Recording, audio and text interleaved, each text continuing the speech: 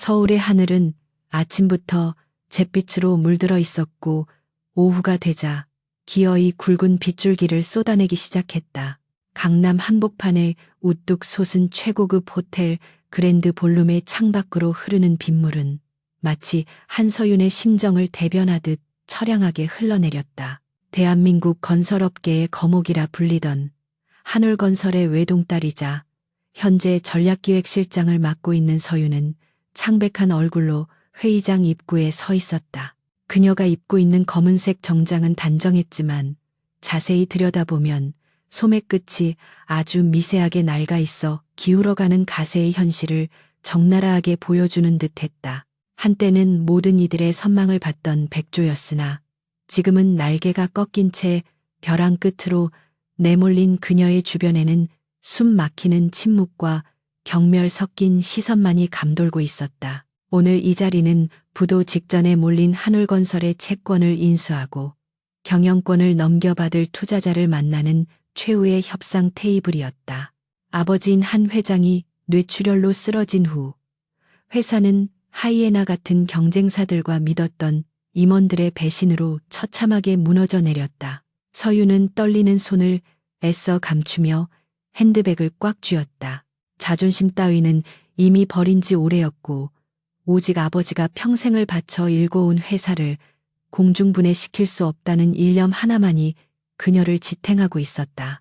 회의장 안에는 이미 채권단 대표들과 법률 대리인들이 자리를 잡고 앉아 서류를 검토하며 낮은 목소리로 대화를 나누고 있었는데 그들의 눈빛은 마치 먹잇감을 앞에 둔 맹수처럼 번들거렸다. 그때 육중한 마호가니 문이 열리며 회의장 안의 공기를 순식간에 얼어붙게 만드는 냉기를 품은 남자들이 들어왔다. 그들의 선두에는 이번 인수를 주도하는 다국적 투자그룹 헬리오스의 대표가 있었다. 그는 큰 키와 딱 벌어진 어깨, 그리고 몸에 완벽하게 감기는 짙은 네이비 색상의 슈트를 입고 있었는데 걸음걸이 하나하나에서 느껴지는 위압감이 좌중을 압도했다. 주변에 있던 수행원들이 재빠르게 의자를 빼주었고 그는 아무런 감정도 담기지 않은 서늘한 눈으로 회의장을 한번 훑어보았다. 그의 시선이 스치는 곳마다 사람들은 마른 침을 삼키며 시선을 피했고 감히 그와 눈을 마주칠 엄두조차 내지 못했다. 서윤은 심장이 쿵쿵 뛰는 것을 느끼며 그 남자의 얼굴을 확인하려 했지만 경호원들에 가려져 정확한 모습을 볼 수 없었다. 협상은 시작부터 가차없이 진행되었고 헬리오스 측의 변호사는 감정이라고는 전혀 섞이지 않은 건조한 목소리로 한울건설의 치부를 낱낱이 파헤쳤다. 그들은 회사의 부채 비율과 자산 가치 하락, 그리고 경영진의 무능함을 조목조목 지적하며 서윤을 궁지로 몰아넣었다. 서윤은 입술을 깨물며 그들의 공격을 받아내려 했지만 역부족이었다. 그녀가 준비해온 재건 계획안은 그들의 비웃음 속에 휴지 조각처럼 무시당했고 그들은 오직 헐값에 회사를 넘기라는 요구만을 반복했다. 테이블 맞은편 상석에 앉아있는 헬리오스의 대표는 단 한마디도 하지 않은 채 긴 손가락으로 테이블을 톡톡 두드리며 그저 묵묵히 상황을 지켜보고 있을 뿐이었다. 그 규칙적인 소리가 마치 서윤의 목을 조여오는 카운트다운처럼 들렸다. 1시간여에 걸친 일방적인 통보가 끝나갈 무렵 서윤은 더 이상 참지 못하고 자리에서 벌떡 일어났다. 그녀는 떨리는 목소리로 그러나 최대한의 품위를 유지하며 호소하기 시작했다. 한울건설이 가진 기술력과 숙련된 직원들의 가치는 단순히 재무제표상의 숫자로 환산할 수 없는 것이며 기회만 주어진다면 반드시 회생할 수 있다는 점을 강조했다. 그녀의 눈가에는 억울함과 절박함이 맺혀 있었지만 결코 눈물을 보이지 않으려 애썼다. 그러나 헬리오스 측의 변호사는 코웃음을 치며 서류철을 덮어버렸다. 회의장 안에는 무거운 정적이 흘렀고 모든 시선이 최종 결정권을 가진 그 남자에게로 쏠렸다. 그는 천천히 고개를 들어 처음으로 서윤을 똑바로 응시했다. 그 순간 서윤은 등줄기를 타고 흐르는 전율에 숨을 멈췄다. 날카로운 턱선과 짙은 눈썹, 그리고 마치 심연처럼 깊고 어두운 눈동자, 기억 속 어딘가에 묻어두었던, 그러나 결코 잊을 수 없었던 얼굴이 그곳에 있었다. 10년이라는 세월이 흘러 소년의 앳된 티는 완전히 사라지고 차가운 남자의 향기가 진동했지만 그는 분명 강도진이었다. 고등학교 시절 교실 구석에서 늘 문제집만 풀던 존재감 없던 장학생. 낡은 교복과 더수룩한 머리카락에 가려져 아이들의 조롱거리가 되거나 투명 인간 취급을 받았던 그 아이가 지금 대한민국 재계를 뒤흔드는 거대 자본의 주인이 되어 그녀 앞에 나타난 것이었다.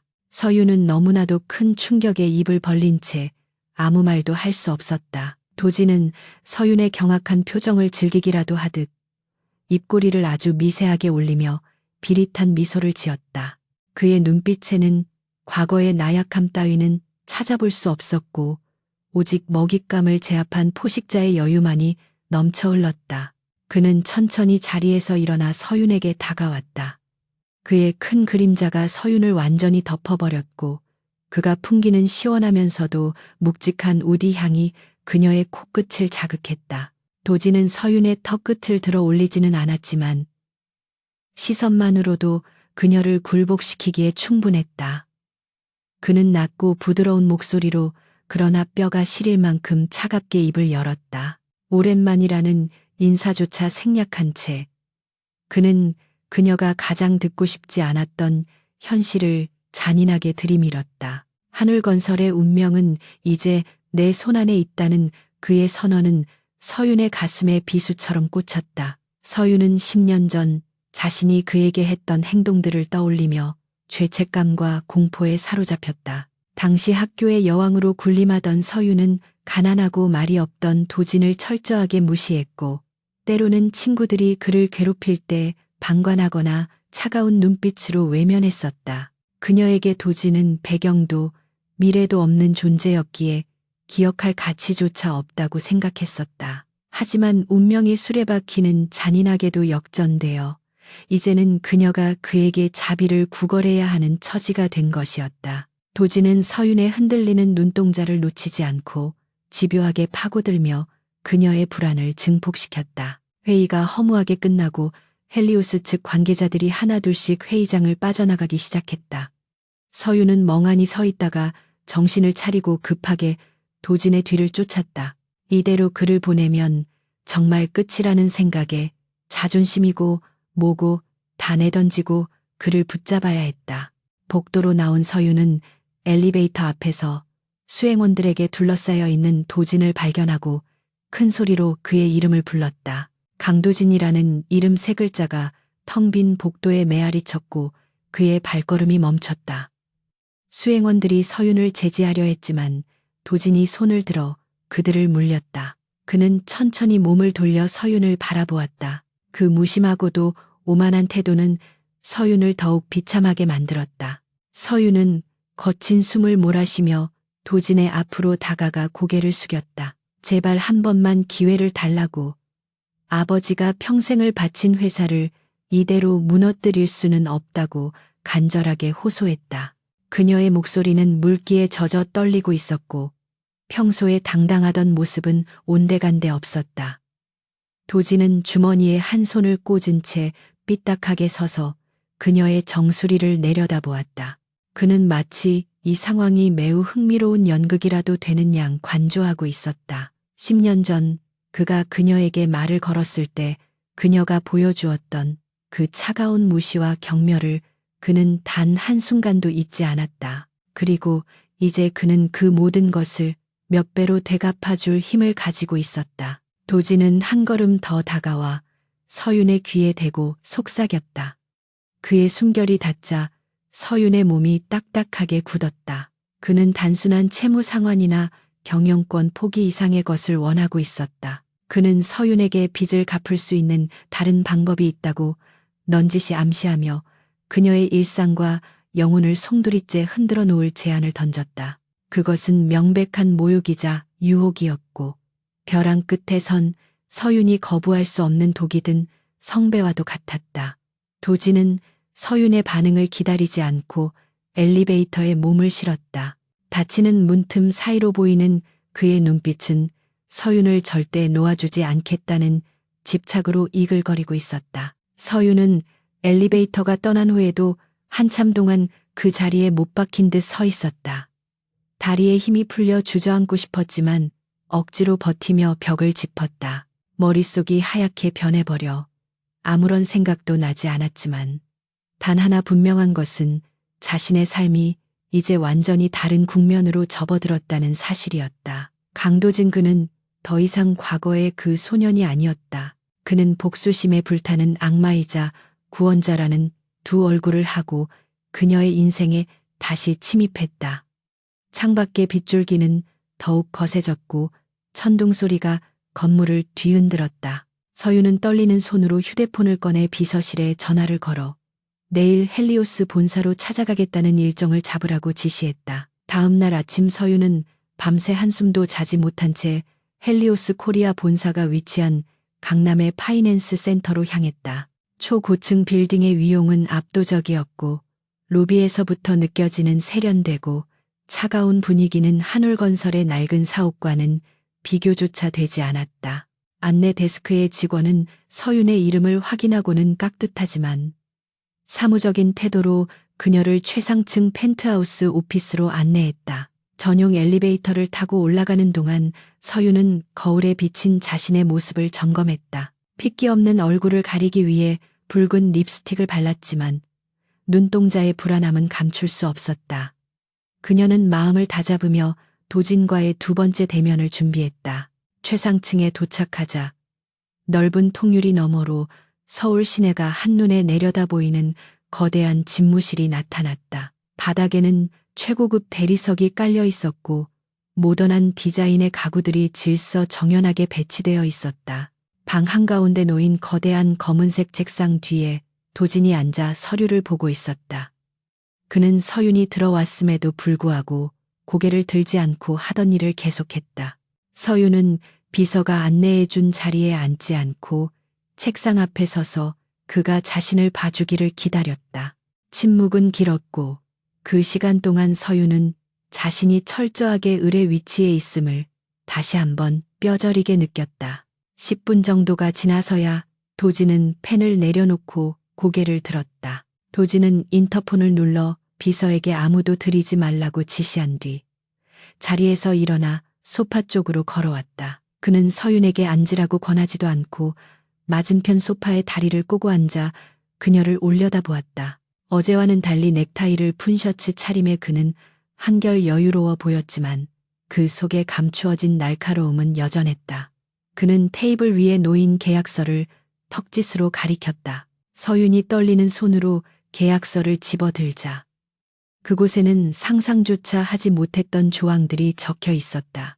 한울건설의 부채를 전액 탕감해주는 대신 담보로 설정된 것은 회사의 주식이 아니라 바로 한서윤 개인의 시간과 자유였다. 계약서의 내용은 충격적이었다. 서윤은 도진의 수석 비서관 자격으로 채용되며 업무 범위는 회사 내의 업무에 국한되지 않고 도진이 요구하는 모든 사적인 스케줄과 지시를 포함한다고 명시되어 있었다. 근무 시간은 24시간 대기였고 특히 저녁 시간 이후에는 도진의 자택에서 업무를 수행해야 한다는 조항이 굵은 글씨로 강조되어 있었다. 이것은 명백히 노동법을 위반하는 노예 계약이나 다름없었지만 지금 서윤에게는 법을 따질 여력이 없었다. 만약 이 제안을 거절한다면 한울건설은 내일 당장 부도 처리가 될 것이고 병상에 있는 아버지는 그 충격을 견디지 못할 것이 뻔했다. 서윤은 입술이 찢어질 듯 깨물며 도진을 노려보았다. 그녀는 이것이 단순한 고용 계약이 아니라 자신을 곁에 두고 괴롭히며 과거의 안갚음을 하려는 의도임을 직감했다. 도진은 서윤의 분노 어린 시선을 피하지 않고 오히려 즐거운 듯 받아쳤다. 그는 10년 전 네가 나를 벌레 보듯 했던 그 눈빛이 여전하다며 비꼬았다. 하지만 지금은 상황이 달라졌다는 것을 상기시키며 펜을 들어 서윤 쪽으로 밀어주었다. 선택은 네 몫이지만 그에 따른 책임도 온전히 네가 져야 한다는 그의 말은 서윤을 막다른 골목으로 몰아넣었다. 펜 끝이 조명빛을 받아 서늘하게 번쩍였다. 서윤은 펜을 집어 들었지만 손이 심하게 떨려 서명을 할 수 없었다. 그녀의 머릿속에서는 수만 가지 생각이 교차했다. 이 계약서에 서명하는 순간 자신의 인생은 끝장나고 도진의 장난감이 될 것이라는 공포와 회사를 살려야 한다는 의무감이 치열하게 싸우고 있었다. 도진은 그런 서윤을 보며 잔인한 한마디를 덧붙였다. 지금 당장 서명하지 않으면 1분 뒤에 채권 회수팀을 병원으로 보내겠다는 협박이었다. 아버지의 안위가 걸린 문제 앞에서 서윤의 자존심은 무참히 짓밟혔다. 그녀는 결국 눈을 질끈 감고 계약서에 서명을 휘갈겼다. 종이 위로 잉크가 번지는 모습이 마치 그녀의 눈물처럼 보였다. 서명을 마친 서윤이 계약서를 내려놓자 도진은 만족스러운 듯 미소를 지으며 계약서를 챙겼다. 그는 이제부터 너는 한울건설의 실장이 아니라 내 소유의 비서라며 호칭부터 정리했다. 그리고 당장 오늘 밤부터 업무를 시작해야 하니 집으로 가서 짐을 챙겨오라고 지시했다. 서윤은 멍한 표정으로 고개를 끄덕일 수밖에 없었다.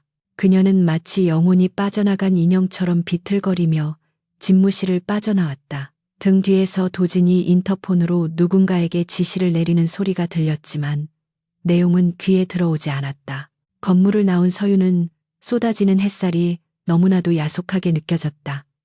세상은 어제와 다름없이 돌아가고 있었지만 그녀의 세상은 완전히 무너져 내렸다. 그녀는 택시를 타고 집으로 향하며 창밖을 바라보았다. 10년 전 자신이 무심코 던졌던 돌멩이가 거대한 바위가 되어 돌아와 자신을 깔아뭉개고 있었다. 하지만 서윤은 눈물을 닦아내며 이를 악물었다. 비록 지금은 그에게 굴복했지만 언젠가는 반드시 이 치욕을 갚아주고 회사를 되찾겠다는 다짐을 했다. 그녀의 눈빛이 다시금 도끼로 타오르기 시작했다. 이것은 끝이 아니라 새로운 전쟁의 서막이었다. 그 시각 도진은 창가에 서서 멀어지는 서윤의 택시를 내려다보고 있었다. 그의 손에는 서윤이 서명한 계약서가 들려 있었다. 그는 유리에 비친 자신의 얼굴을 바라보며 복잡한 표정을 지었다. 10년 동안 단 하루도 잊지 않았던 그녀를 드디어 손에 넣었지만 가슴 한구석이 뻥 뚫린 듯한 공허함은 사라지지 않았다. 그는 자신이 진정으로 원하는 것이 복수인지 아니면 다른 무엇인지 스스로도 확신할 수 없었다. 하지만 주사위는 이미 던져졌고 게임은 시작되었다. 그는 절대로 이 게임을 멈출 생각이 없었다. 밤이 되면 그녀가 제 발로 자신의 굴로 걸어 들어올 것이다. 그 생각만으로도 도진의 혈관에는 뜨거운 피가 돌기 시작했다. 서울의 밤거리는 화려한 네온 사인으로 뒤덮여 있었지만 한서윤이 탄 검은색 세단이 향하는 곳은 그 소음과는 철저히 단절된 세계였다. 한남동 언덕 위에 요새처럼 자리 잡은 강도진의 저택은 높은 담장에 둘러싸여 외부의 시선을 완벽하게 차단하고 있었다. 차가 육중한 철문을 통과해 긴 진입로를 따라 올라가는 동안 서윤은 무릎 위에 놓인 자신의 손을 내려다보았다. 손톱 끝이 하얗게 질릴 정도로 주먹을 쥐고 있었지만 떨림은 멈추지 않았다. 불과 하루 전까지만 해도 그녀는 한 기업의 임원으로서 자존심을 지키며 살아왔으나 지금은 채권자의 사적인 공간으로 스스로 걸어 들어가는 처지가 되었다. 차창 밖으로 보이는 정원수들은 마치 그녀를 감시하는 병정들처럼 기괴한 그림자를 드리우고 있었다. 현관 앞에 차가 멈추자 대기하고 있던 고용인이 문을 열어주었다.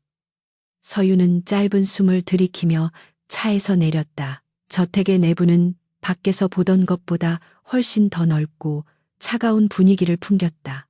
바닥과 벽면은 온통 회색빛 대리석으로 마감되어 있었고 장식품 하나 없이 미니멀한 인테리어는 주인의 냉철한 성격을 그대로 반영하는 듯했다. 마치 사람이 사는 집이라기보다는 거대한 미술관이나 차가운 금고 속에 들어와 있는 기분이었다. 고용인은 서윤에게 아무런 말도 건네지 않고 그녀를 2층에 있는 서재로 안내했다. 계단을 오르는 서윤의 구두 소리만이 적막한 공간에 날카롭게 울려 퍼졌는데 그 소리가 마치 단두대로 향하는 죄수의 발걸음 소리처럼 들려 그녀의 심장을 옥죄어 왔다. 서재의 문은 육중한 원목으로 되어 있었고 고용인이 문을 열자 방 안 가득한 책 냄새와 은은한 시가 향이 섞여 흘러나왔다. 방 안쪽 거대한 창문 앞에는 강도진이 서 있었다. 그는 서울의 야경을 내려다보고 있었는데 셔츠 소매를 걷어 올린 팔뚝의 힘줄이 도드라져 보였다. 그는 서윤이 들어오는 소리를 들었음에도 불구하고 즉시 뒤를 돌아보지 않았다. 그 무례한 침묵은 서윤으로 하여금 자신의 위치를 다시 한번 자각하게 만드는 장치였다. 서윤은 문이 닫히고 둘만 남겨진 공간에서 숨소리조차 크게 낼 수 없었다. 등 뒤에서 느껴지는 서늘한 공기와 눈앞에 있는 남자가 뿜어내는 압도적인 존재감 사이에서 그녀는 마치 유리병 속에 갇힌 나비가 된 것 같은 답답함을 느꼈다. 한참의 시간이 흐른 뒤 도진은 천천히 몸을 돌렸다. 그의 손에는 위스키가 담긴 크리스털 잔이 들려 있었다. 그는 서윤의 머리끝부터 발끝까지를 천천히 훑어보았는데 그 시선은 노골적이면서도 평가적이었다. 서윤은 오늘 아침 가장 단정하고 보수적인 정장을 골라 입었지만 도진의 시선 앞에서는 마치 발가 벗겨진 듯한 수치심을 느꼈다. 도진은 한 모금 술을 마신 뒤 테이블 위에 놓인 서류 뭉치를 턱짓으로 가리켰다. 그것은 한울건설의 구조조정 계획안과 자금 흐름표였다. 그는 소파에 앉으며 서윤에게 명령조로 말했다. 거기 있는 서류들을 오늘 밤 안으로 전부 검토하고 수정해서 내 책상 위에 올려놓으라는 지시였다. 서윤은 기가 막힌 표정으로 서류를 바라보았다. 그 분량은 좋기 수백 페이지가 넘어 보였고 전문적인 회계 지식이 필요한 내용들이었다. 이것을 하룻밤 만에 다 검토하라는 것은 명백한 괴롭힘이었다. 하지만 그녀는 항의할 수 없었다. 계약서의 잉크가 마르기도 전에 불복종을 이유로 계약이 파기된다면 아버지가 입원해 있는 병원으로 들이닥칠 채권단들을 막을 방법이 없었기 때문이었다. 서윤은 입술을 깨물며 서류를 집어들고 지정된 작은 책상 앞에 앉았다. 도진은 그런 서윤의 모습을 흥미롭게 지켜보며 자신의 업무를 보기 시작했다. 같은 공간에 있지만 철저하게 주종 관계로 나뉜 두 사람 사이에는 팽팽한 긴장감이 흘렀다. 시간이 얼마나 흘렀을까? 시계바늘이 자정을 넘어가고 있었다. 서윤은 뻑뻑해진 눈을 비비며 붉은 펜으로 서류의 수정사항을 체크해 나갔다. 한때는 자신이 주도적으로 작성했던 계획안들이 도진의 기준에 맞춰 난도질당해야 한다는 사실이 뼈아팠다.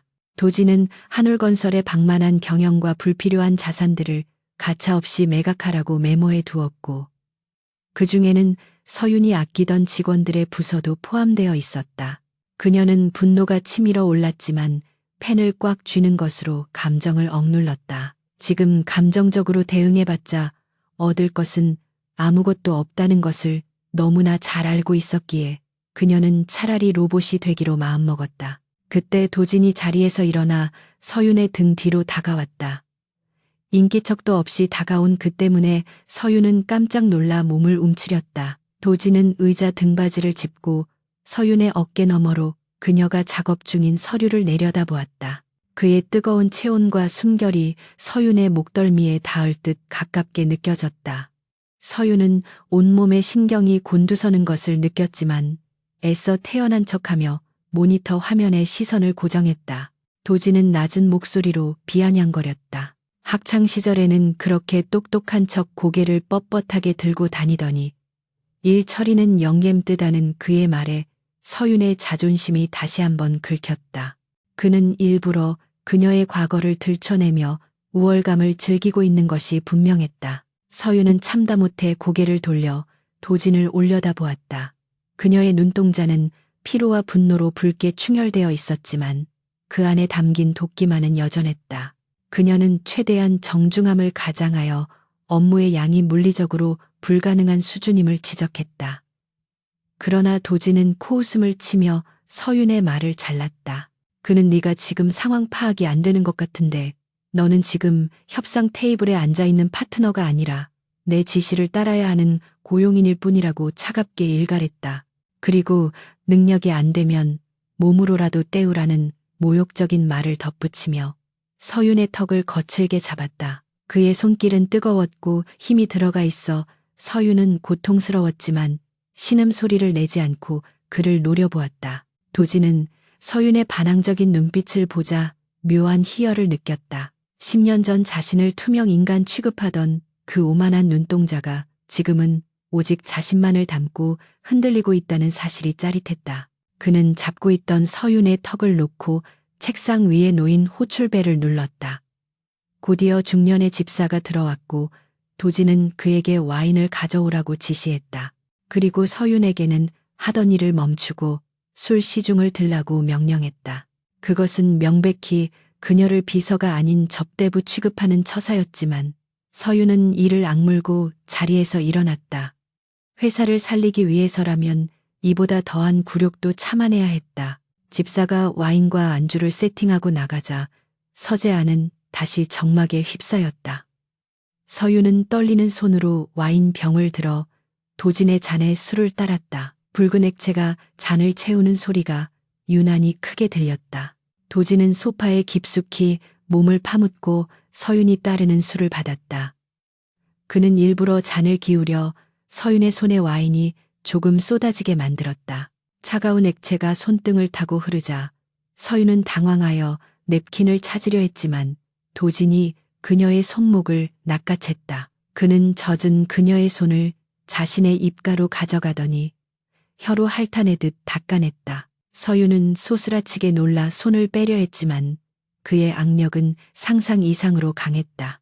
도진의 행동은 명백한 성희롱이자 위협이었지만 그의 표정은 너무나도 태연했다. 그는 서윤의 손목을 놓아주며 이것이 앞으로 네가 해야 할 업무의 일부라고 태연하게 말했다. 서윤은 수치심에 얼굴이 붉게 달아올랐지만 도진은 아랑곳하지 않고 자신의 잔을 비웠다. 그는 10년 전 자신이 겪었던 모멸감에 비하면 이건 아무것도 아니라고 중얼거렸다. 서윤은 그제야 그가 왜 이렇게까지 자신을 괴롭히는지 뼈저리게 깨달았다. 그는 단순히 돈을 받으려는 것이 아니라 과거에 자신이 그에게 주었던 상처를 똑같이 아니 그 이상으로 되돌려주고 싶어 하는 것이었다. 비틀린 복수심이 그를 괴물로 만들어버린 것이었다. 새벽 2시가 넘어가자 도진은 서윤에게 그만하고 따라오라고 지시했다. 서윤은 이제야 집으로 갈 수 있는 것인가 하는 희망을 품고 가방을 챙겼다. 하지만 도진이 그녀를 데리고 간 곳은 현관이 아니라 3층으로 이어지는 계단이었다. 서윤이 멈칫거리자 도진은 뒤를 돌아보며 싸늘한 눈빛을 보냈다. 계약서 사조이양을 잊었냐는 그의 말에 서윤은 머릿속이 하얘졌다. 야간 업무 수행 시 필요에 따라 지정된 장소에서 대기해야 한다는 조항이 떠올랐기 때문이었다. 서윤은 다리가 풀리는 것을 느끼며 억지로 발걸음을 떼어 그를 따라 올라갔다. 3층 복도 끝에 있는 방의 문을 열자 넓고 호화로운 침실이 나타났다. 하지만 창문에는 쇠창살이 덧대어 있었고 문에는 전자식 잠금 장치가 달려 있어 마치 고급 감옥을 연상케 했다. 도진은 서윤을 방 안으로 밀어넣으며 오늘부터 이곳이 네가 지낼 방이라고 통보했다. 서윤은 경악하며 항의하려 했지만 도진은 그녀에게 틈을 주지 않았다. 출퇴근 시간조차 아까우니 여기서 지내며 24시간 내 호출에 대기하라는 것이었다. 그리고 필요한 물품은 내일 사람을 시켜 가져오게 할 테니 오늘은 이만 쉬라고 말하며 문을 닫으려 했다. 서윤은 닫히려는 문을 잡고 애원하듯 말했다. 아버지가 걱정하실 테니 집에 연락이라도 하게 해달라고 부탁했다. 하지만 도진은 냉정하게 거절했다. 이미 너의 아버지에게는 네가 해외 프로젝트 때문에 당분간 합숙 훈련에 들어갔다고 전해두었으니 걱정하지 말라고 했다. 그는 서윤의 사생활을 철저하게 차단하고 오직 자신만의 통제하에 두려는 의도를 숨기지 않았다. 서윤은 그가 자신의 주변 정리까지 완벽하게 끝내놓았다는 사실에 소름이 끼쳤다. 그는 이 모든 상황을 아주 오래전부터 치밀하게 계획해 왔던 것이다. 도진은 서윤의 절망적인 표정을 감상하듯 바라보다가 마지막 경고를 남겼다.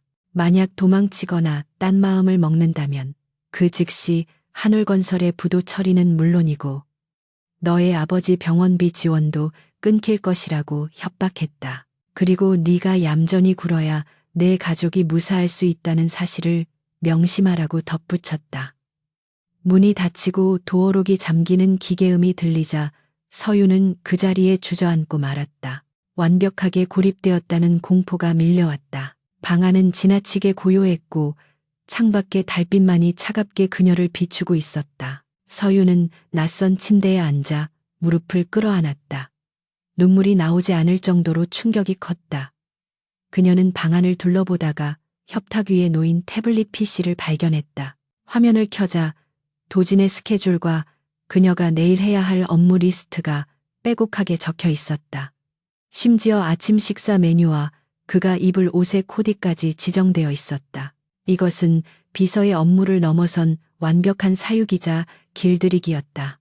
서윤은 화면 속의 글자들을 노려보며 주먹을 꽉 쥐었다. 그가 원한 것이 내가 무너지는 모습이라면 절대로 그 기대를 충족시켜주지 않겠다고 다짐했다. 하지만 밤은 길었고 두려움은 쉽사리 사라지지 않았다. 서윤은 잠들지 못하고 창가로 다가가 밖을 내다보았다. 높은 담장 아래로 보이는 도시는 여전히 빛나고 있었지만 그녀는 이제 그 세상과 단절된 채 도진이라는 거대한 성 안에 갇혀버렸다. 그녀는 문득 10년 전 비오는 날 우산도 없이 교문 앞에 서 있던 도진의 모습을 떠올렸다. 그때 자신이 우산을 씌워 주었다면, 아니 최소한 따뜻한 말 한마디라도 건넸다면 지금의 비극은 일어나지 않았을까 하는 부질없는 후회가 밀려왔다. 그러나 시간을 되돌릴 수는 없었다. 이제 그녀는 자신이 뿌린 씨앗이 잉태한 괴물과 마주해야만 했다. 한편 자신의 방으로 돌아온 도진은 CCTV 화면을 통해 서윤의 모습을 지켜보고 있었다. 그녀가 창가에 서서 어깨를 들썩이는 모습이 흑백 화면 속에 고스란히 담겨 있었다. 그는 모니터에 손을 뻗어 그녀의 얼굴을 쓰다듬었다. 차가운 화면의 감촉이 손끝에 전해졌다. 그는 그녀를 가두는데 성공했지만 마음 한구석이 불편한 것은 어쩔 수 없었다. 그녀를 괴롭히면 통쾌할 줄 알았는데 오히려 그녀의 슬픈 표정을 볼 때마다 가슴이 저릿해오는 이상한 감정을 느꼈다. 그는 화면을 꺼버리고 위스키병을 통째로 들어 입에 털어넣었다. 독한 술 기운이 식도를 타고 내려갔지만 가슴 속의 갈증은 전혀 해소되지 않았다. 새벽빛이 밝아오기 시작했지만 서윤은 여전히 잠들지 못한 채 침대에 앉아 있었다. 그녀의 눈빛은 밤새 겪은 충격과 공포를 넘어 차갑게 가라앉아 있었다. 이대로 당하고만 있을 수는 없었다. 도진이 자신을 장난감 취급한다면 그녀는 그 장난감이 되어 그의 가장 깊은 곳을 찌를 수 있는 날카로운 흉기가 되기로 결심했다. 그녀는 거울 속에 비친 자신의 초췌한 얼굴을 보며 입술을 깨물었다. 살아남아야 했다. 그리고 반드시 이 굴욕을 갚아주고 회사를 되찾아 보란 듯이 그의 앞에서 웃어 보이겠다고 맹세했다. 그녀의 전쟁은 이제 막 시작된 셈이었다. 강도진의 펜트하우스에서 시작된 감금 아닌 감금 생활은 한서윤의 영혼을 조금씩 갉아먹고 있었다. 일주일이라는 시간이 어떻게 지나갔는지 모를 정도로 그녀의 하루는 오직 도진의 스케줄에 맞춰 돌아가고 있었다. 새벽 5시의 기상에 그의 조깅 코스를 미리 점검하고 아침 식사 메뉴를 확인한 뒤 회사로 출근해 수석 비서로서의 업무를 수행했다. 그리고 퇴근 후에는 다시 이 숨막히는 저택으로 돌아와 밤늦게까지 그가 던져주는 서류 더미와 씨름해야 했다. 서윤은 창백해진 얼굴로 모니터를 응시하며 졸음을 쫓기 위해 자신의 허벅지를 꼬집었다. 눈꺼풀이 천근만근 무거웠지만 소파에 앉아 자신을 감시하는 도진의 시선 때문에 잠시도 긴장을 늦출 수 없었다. 그는 마치 사냥감을 관찰하는 맹수처럼 그녀의 일거수일투족을 집요하게 쫓고 있었다. 도진은 와인잔을 손에 든 채 서윤이 꾸벅거리는 모습을 흥미롭게 지켜보고 있었다. 과거 고등학교 시절 도서관 창가 자리에서 쏟아지는 햇살을 받으며 우아하게 책장을 넘기던 그녀의 모습은 온데간데 없었다. 지금 그의 눈앞에 있는 것은 피로에 절어 흐트러진 머리카락과 다크서클이 짙게 내려앉은 초췌한 여인뿐이었다. 그는 묘한 정복감을 느끼면서도 동시에 가슴 한구석이 불편해지는 것을 느꼈다. 도진은 자리에서 일어나 서윤의 책상으로 다가가 툭툭 소리나게 상판을 두드렸다. 깜짝 놀라 고개를 든 서윤의 눈동자가 갈피를 잡지 못하고 흔들렸다. 그는 차가운 목소리로 정신을 어디다 두고 있냐며 비난을 퍼부었다. 10년 전에는 나 같은 놈은 눈길조차 주지 않을 정도로 도도하더니 지금은 꼴이 말이 아니라며 그녀의 자존심을 긁어댔다. 서윤은 욱신거리는 머리를 부여잡고 죄송하다는 말을 반복했다. 반박하고 싶은 말들이 목구멍까지 차올랐지만 지금은 그를 자극해서 좋을 것이 하나도 없다는 것을 뼈저리게 알고 있었다. 도진은 서윤의 사과가 진심이 아니라는 것을 알면서도 그녀가 고개를 숙이는 모습에서 비틀린 만족감을 느꼈다. 그는 서윤에게 커피를 다시 타오라고 시키며 이번에는 온도가 맞지 않으면 셔츠에 쏟아버리겠다는 유치한 협박까지 덧붙였다. 서윤은 비틀거리는 몸을 일으켜 주방으로 향했다. 그녀의 뒷모습을 바라보는 도진의 눈빛이 순간적으로 일렁였다. 아주 잠시였지만 그녀의 얇아진 등과 위태로운 걸음걸이가 10년 전 비 오는 날 홀로 울고 있던 자신의 모습과 겹쳐 보였기 때문이었다. 하지만 그는 고개를 저어 그 잡념을 떨쳐내고 다시 냉혹한 가면을 썼다. 새벽 3시가 넘어서야 도진은 서윤에게 그만 들어가 자라는 허락을 내렸다. 서윤은 침실로 돌아오자마자 씻지도 못한 채 침대 위로 쓰러졌다. 몸이 매트리스 속으로 빨려 들어가는 것 같은 느낌과 함께 의식이 끊어졌다. 얼마나 잤을까 희미한 인기척의 서윤은 몽롱한 정신으로 눈을 떴다. 어둠 속에서 누군가의 그림자가 침대 곁에 서 있었다. 비명이라도 지르고 싶었지만 목소리가 나오지 않았다. 그는 잠든 서윤을 내려다보고 있었는데 그 눈빛에는 평소의 경멸이나 차가움 대신 알 수 없는 깊은 슬픔과 집착이 뒤섞여 있었다. 그는 조심스럽게 손을 뻗어 서윤의 흘러내린 머리카락을 귀 뒤로 넘겨주었다. 그의 손길은 믿을 수 없을 만큼 부드럽고 조심스러웠다. 낮 동안 그녀를 괴롭히고 모욕하던 그 남자라고는 생각할 수 없는 온도였다. 서윤은 자는 척을 하며 숨을 죽였다. 도진의 손가락이 그녀의 뺨을 타고 내려와 입술 근처에서 머물렀다. 그는 낮은 목소리로 혼잣말처럼 중얼거렸다. 왜 그때 나를 봐주지 않았냐고. 왜 나를 그렇게 비참하게 만들었냐고. 속삭이는 그의 목소리에는 물기가 서려 있었다. 서윤은 심장이 쿵하고 내려앉는 것 같았다. 그가 단순히 복수를 위해 자신을 괴롭히는 것이 아니라 아직도 과거의 상처와 미련 속에 갇혀 있다는 것을 깨달은 순간이었다. 도진은 한참 동안 그녀의 얼굴을 바라보다가 이불을 어깨까지 덮어주고는 조용히 방을 나갔다. 문이 닫히는 소리가 들리자 서윤은 참았던 숨을 토해내며 복잡한 심경에 사로잡혔다. 다음 날 저녁 서윤은 도진을 수행하여 재계 유력 인사들이 모이는 자선 파티에 참석했다. 화려한 샹들리에와 값비싼 드레스를 입은 사람들 사이에서 서윤은 검은색 정장을 입고 그림자처럼 도진의 뒤를 따랐다. 한때는 그녀 역시 이 사교계의 중심에서 주인공으로 빛났었지만 지금은 파산한 기업의 딸이자 채권자의 비서라는 꼬리표를 달고 있었다.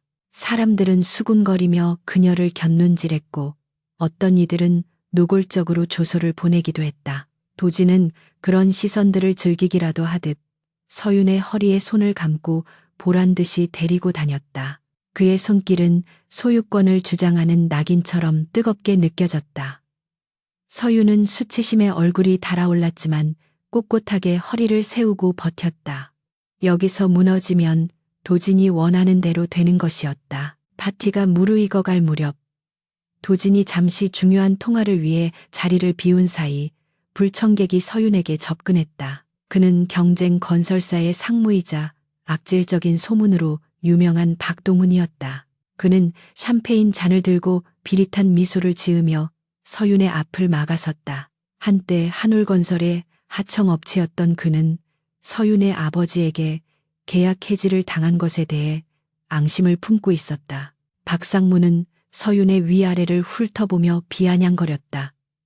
고고하던 한울의 공주님이 이제는 몸으로 빚을 갚는 신세가 되었냐는 그의 말은 서윤의 가슴을 후벼 팠다. 주변 사람들이 킥킥거리는 소리가 들렸고 서윤은 주먹을 꽉 쥐며 그 자리를 피하려 했다. 하지만 박상무는 끈질기게 따라붙으며 그녀의 팔을 거칠게 붙잡았다. 박상무의 손이 서윤의 어깨를 감싸주며 기분 나쁘게 주물럭거렸다. 그는 술 냄새를 풍기며 귓가에 속삭였다. 헬리오스 대표 비위 맞추는 게 힘들면 자기한테 오라고 빚 정도는 갚아줄 수 있다며 성적인 모욕을 서슴지 않았다. 서윤은 소스라치게 놀라 그의 손을 뿌리쳤지만 박상무는 오히려 재미있다는 듯 더 강하게 그녀를 압박해왔다. 도와주는 사람 하나 없이 고립된 상황에서 서윤은 공포와 분노로 몸이 떨렸다. 그녀가 비명을 지르려던 찰나 누군가의 강력한 힘이 박상무의 뒷덜미를 낚아채 뒤로 내동댕이 쳤다. 와장창하는 소리와 함께 테이블 위에 샴페인 잔들이 바닥으로 쏟아졌고 파티장은 순식간에 아수라장이 되었다. 바닥에 넘어진 박상무가 욕설을 퍼부으며 고개를 들었을 때 그곳에는 지옥에서 올라온 악귀 같은 형상의 강도진이 서 있었다. 도진의 얼굴은 분노로 차갑게 굳어 있었고 눈빛은 살기로 이글거리고 있었다. 그는 박상무가 일어날 틈도 주지 않고 구둣발로 그의 가슴을 짓밟았다. 컥하는 소리와 함께 박상무가 숨을 몰아쉬며 고통스러워했다. 도진은 주변의 시선 따위는 안중에도 없었다. 그는 허리를 숙여 박상무의 멱살을 잡고 들어올렸다. 그리고 낮지만 끔찍할 정도로 명확한 목소리로 경고했다. 감히 누구 허락을 받고 내 물건에 손을 대냐고 으르렁거렸다. 내 물건이라는 단어가 서윤의 귀에 박혔지만 지금은 그것을 따질 겨를이 없었다. 도진은 박상무를 질질 끌고 파티장 밖에 비상구 계단으로 향했다. 경호원들이 사람들의 시선을 차단했고 서윤은 홀린 듯이 그 뒤를 따랐다. 비상구의 철문이 닫히자마자 둔탁한 타격음이 울려 퍼졌다. 도진은 박상무를 벽에 밀어붙이고 무자비하게 주먹을 날렸다. 피가 튀고 비명소리가 터져나왔지만 도진의 폭력은 멈추지 않았다. 그것은 단순한 응징이 아니라 자신의 소유물을 침범한 자에 대한 철저한 파괴 행위였다. 서윤은 입을 막고 그 광경을 지켜보았다. 도진의 저런 야수 같은 모습은 처음 보는 것이었다. 그는 박상무가 기절하기 직전이 되어서야 손을 멈추고 바닥에 침을 뱉었다. 그리고 다시는 내 눈에 띄지 말라는 말과 함께 그를 쓰레기처럼 버려두었다. 도진은 거친 숨을 몰아쉬며 피 묻은 손을 손수건으로 닦아냈다. 그리고 구석에 서서 떨고 있는 서윤에게 다가왔다. 그의 옷에는 핏방울이 튀어 있었고 흐트러진 머리카락 사이로 보이는 눈빛은 여전히 위험해 보였다. 서윤은 본능적으로 뒷걸음질 쳤지만 도진은 단숨에 거리를 좁혀 그녀의 팔목을 낚아챘다. 아까 박상무가 만졌던 바로 그 부위였다. 도진은 그 부위가 더러운 것이라도 묻은 양 거칠게 문질러 닦았다. 아파요. 서윤이 신음하며 팔을 빼려 했지만 그는 놔주지 않았다. 왜 가만히 있었냐며 왜 그따위 놈이 너를 만지게 내버려 뒀냐고. 소리치는 그의 목소리에는 분노와 함께 알 수 없는 절박함이 묻어 있었다. 차에 탄 두 사람 사이에는 숨 막히는 침묵만이 흘렀다. 운전기사는 백미러조차 보지 못한 채 긴장하며 운전에만 집중했다. 서윤은 창밖으로 스쳐 지나가는 풍경을 보며 방금 일어난 일을 곱씹었다. 도진이 자신을 구해준 것은 맞지만 그 방식은 지나치게 폭력적이었고 그가 내뱉은 말들은 그녀를 인격체가 아닌 소유물로 규정하고 있었다. 하지만 동시에 그녀가 위기에 처했을 때 망설임 없이 뛰어든 그의 행동에서 묘한 안도감을 느낀 것도 사실이었다. 이 모순적인 감정은 서윤을 더욱 혼란스럽게 만들었다. 도진은 팔짱을 낀 채 눈을 감고 있었지만 그의 미간은 깊게 패여 있었다. 그는 자신의 감정이 통제되지 않는 상황에 대해 스스로에게 화가 나 있었다. 펜트하우스에 도착하자마자 도진은 서윤을 욕실로 끌고 갔다. 그는 샤워기를 틀어 물을 뿌리며 박상무가 닿았던 곳을 씻어내라고 명령했다. 서윤은 젖은 옷을 입은 채 당황하여 그를 올려다보았다. 도진의 눈은 광기로 번들거리고 있었다. 그는 자신이 직접 비누를 가져와 서윤의 어깨와 팔을 박박 문질렀다. 피부가 빨갛게 부어오를 정도였지만 그는 멈추지 않았다. 다른 놈의 냄새가 나는 건 참을 수 없다며 중얼거리는 그의 모습은 정상적인 사고를 가진 사람처럼 보이지 않았다. 서윤은 그제야 깨달았다. 이 남자의 집착은 단순히 돈이나 복수의 차원을 넘어서 병적인 소유욕으로 변질되어 있다는 것을. 서윤은 도진의 손을 강하게 뿌리치며 소리쳤다. 제발 그만하라고. 나는 당신의 물건이 아니라고 절규했다. 그녀의 외침에 도진의 손이 멈췄다. 욕실 안에는 거친 물소리만이 가득 찼다. 흠뻑 젖은 두 사람은 서로를 노려보며 거친 숨을 몰아쉬었다. 서윤의 눈에서 참았던 눈물이 터져 나와 빗물처럼 뺨을 타고 흘러내렸다.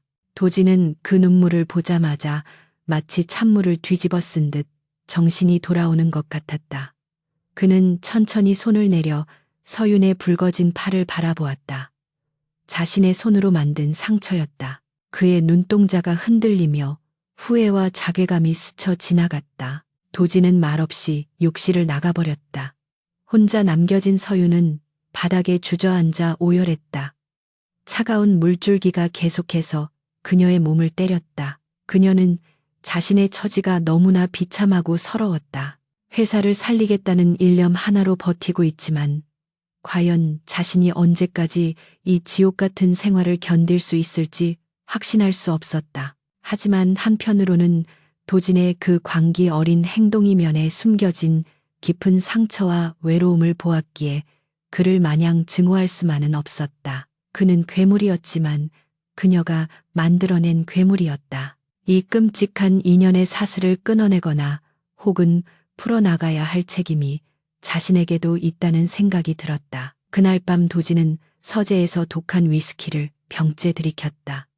취기가 올라도 머릿속은 더욱 명료하게 그를 괴롭혔다. 박동은 그 자식의 손이 서윤의 몸에 닿는 순간 이성이 끊어지는 것을 느꼈다. 10년 전에는 아무런 힘이 없어 그녀가 다른 남자들과 웃고 떠드는 것을 멀리서 지켜봐야만 했지만 지금은 달랐다.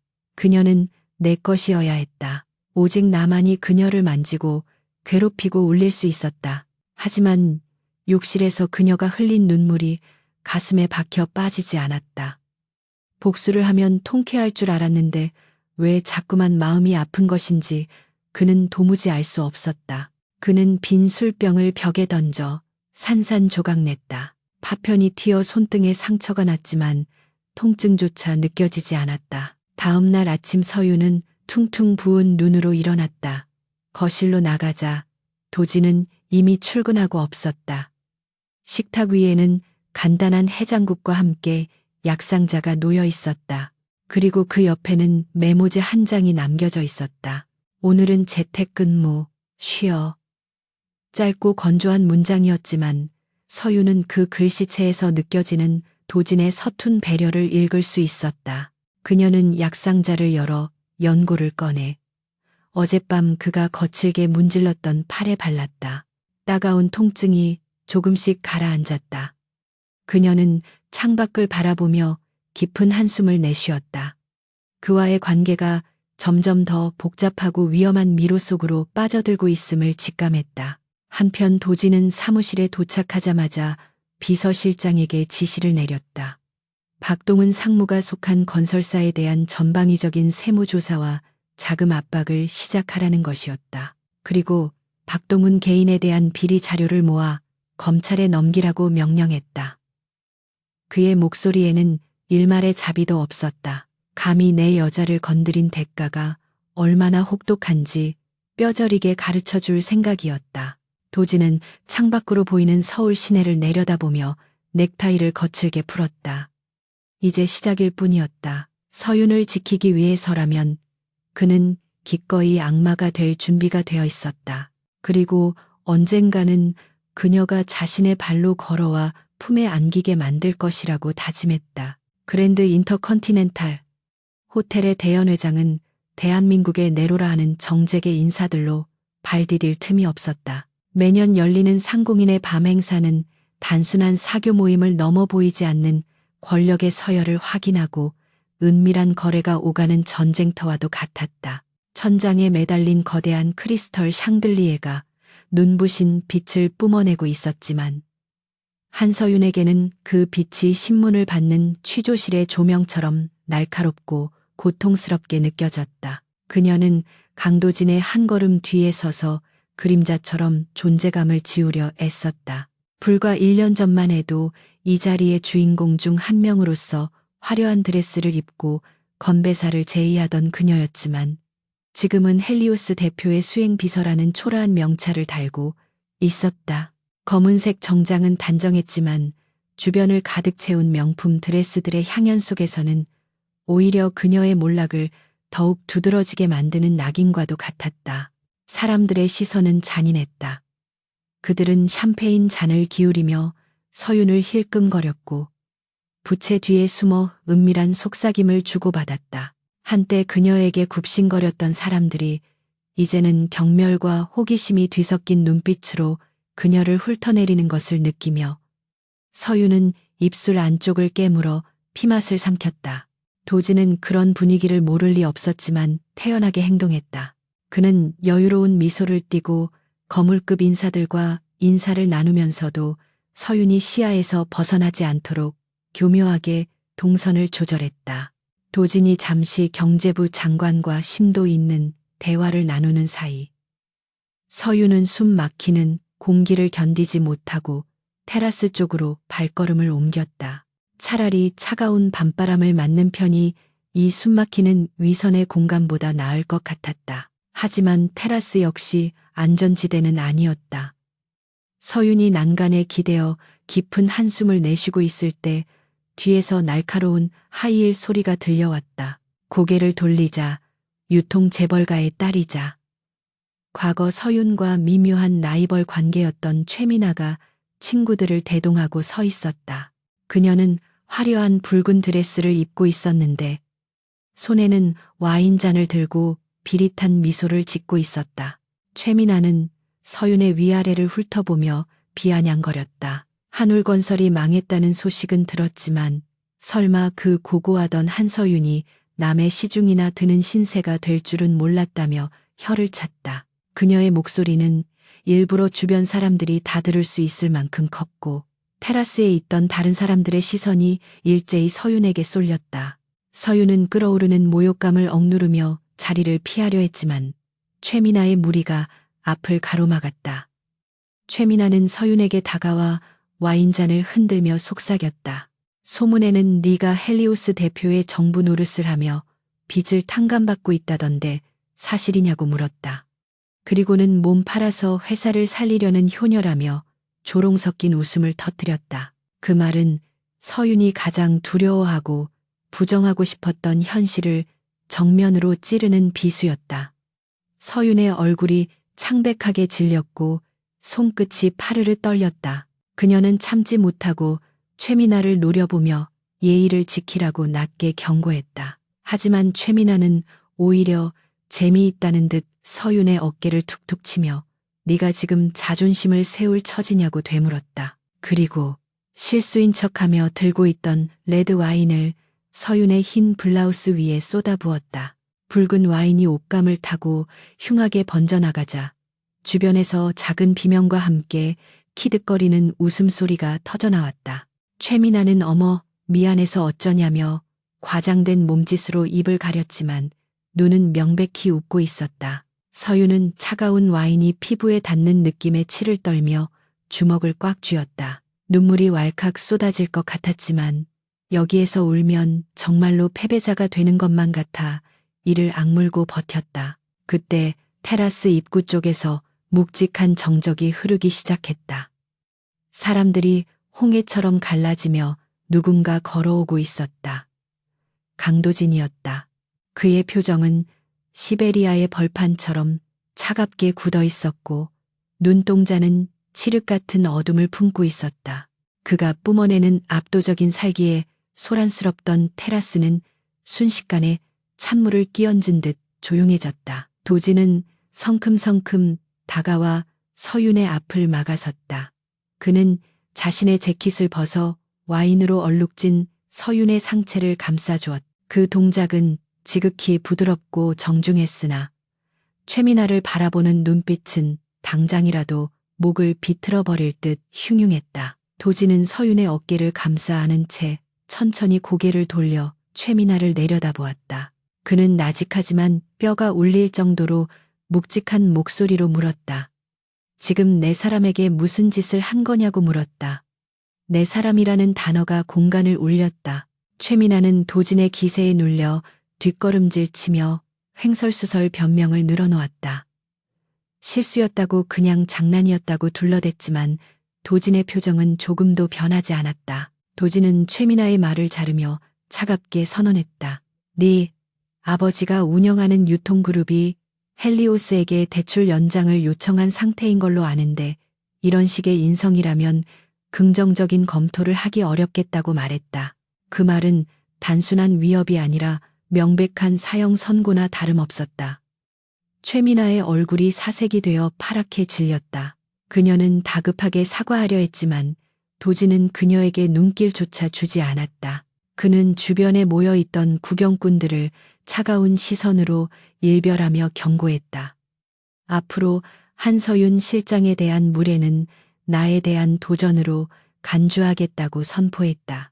그것은 서윤을 자신의 소유이자 보호 대상으로 공표하는 순간이었고 사교계 전체에 보내는 강력한 메시지였다. 도진은 굳어버린 서윤의 허리를 단단히 감싸 안고 파티장을 빠져나갔다. 호텔 로비를 지나 대기하고 있던 리무진에 탈 때까지 서윤은 멍하니 그의 이끌림에 몸을 맡겼다. 차문이 닫히고 외부와 차단되자 긴장이 풀리면서 참았던 떨림이 온몸을 덮쳤다. 도진은 말없이 서윤을 바라보다가 차내에 빛이 된 위스키를 따라 건넸다. 마시고 진정하라는 짧은 말과 함께였다. 서윤은 떨리는 손으로 잔을 받아 단숨에 들이켰다. 독한 알코올이 식도를 타고 내려가며 얼어붙은 몸을 녹였지만 마음속의 상처는 쉽게 아물지 않았다. 그녀는 창밖으로 스쳐 지나가는 서울의 야경을 바라보며 비참함의 입술을 깨물었다. 펜트하우스에 도착해서도 두 사람 사이의 침묵은 계속되었다.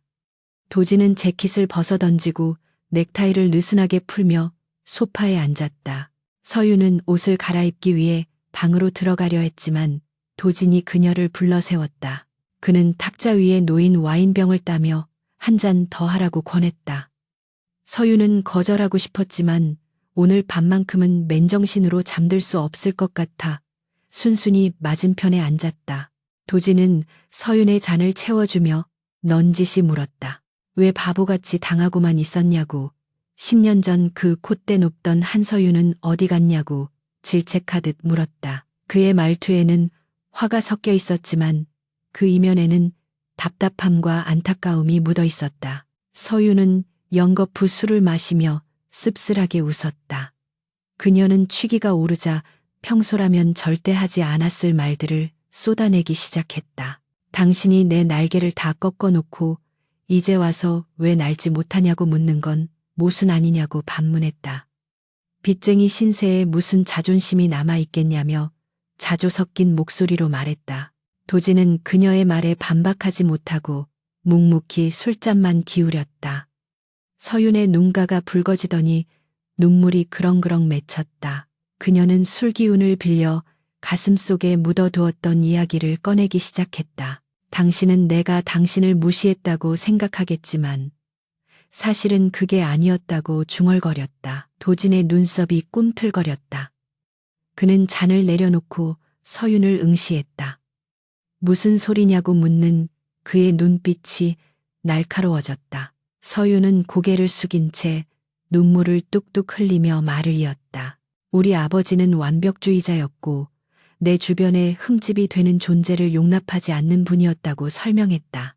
고등학교 때 나한테 조금이라도 관심을 보이거나 가까이 지내려 했던 친구들이 아버지의 힘에 의해 어떻게 짓밟히고 사라졌는지 아냐고 물었다. 서윤의 목소리가 떨리며 고조되었다. 아버지는 가난하고 배경 없는 당신이 내 주변을 맴도는 걸 알았으면 당장 당신을 퇴학시키고 매장시켰을 거라고 말했다. 서윤은 고개를 들어 도진을 똑바로 바라보았다. 그녀의 눈동자는 슬픔과 진실로 가득 차 있었다. 그래서 철저하게 무시한 거라고, 당신을 지키기 위해 일부러 더 차갑게 대하고 벌레 보듯 쳐다봤다고 고백했다. 그래야 아버지가 당신에게 관심을 두지 않을 테니까. 내가 당신을 살리기 위해 얼마나 노력했는지 당신은 죽었다 깨어나도 모를 거라고 소리치며 오열했다.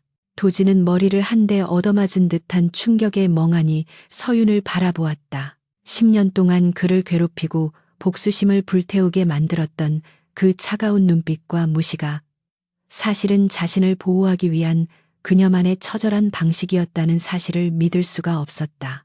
방 안에는 무거운 정적만이 흘렀고 서윤의 흐느끼는 소리만이 그 공백을 채웠다.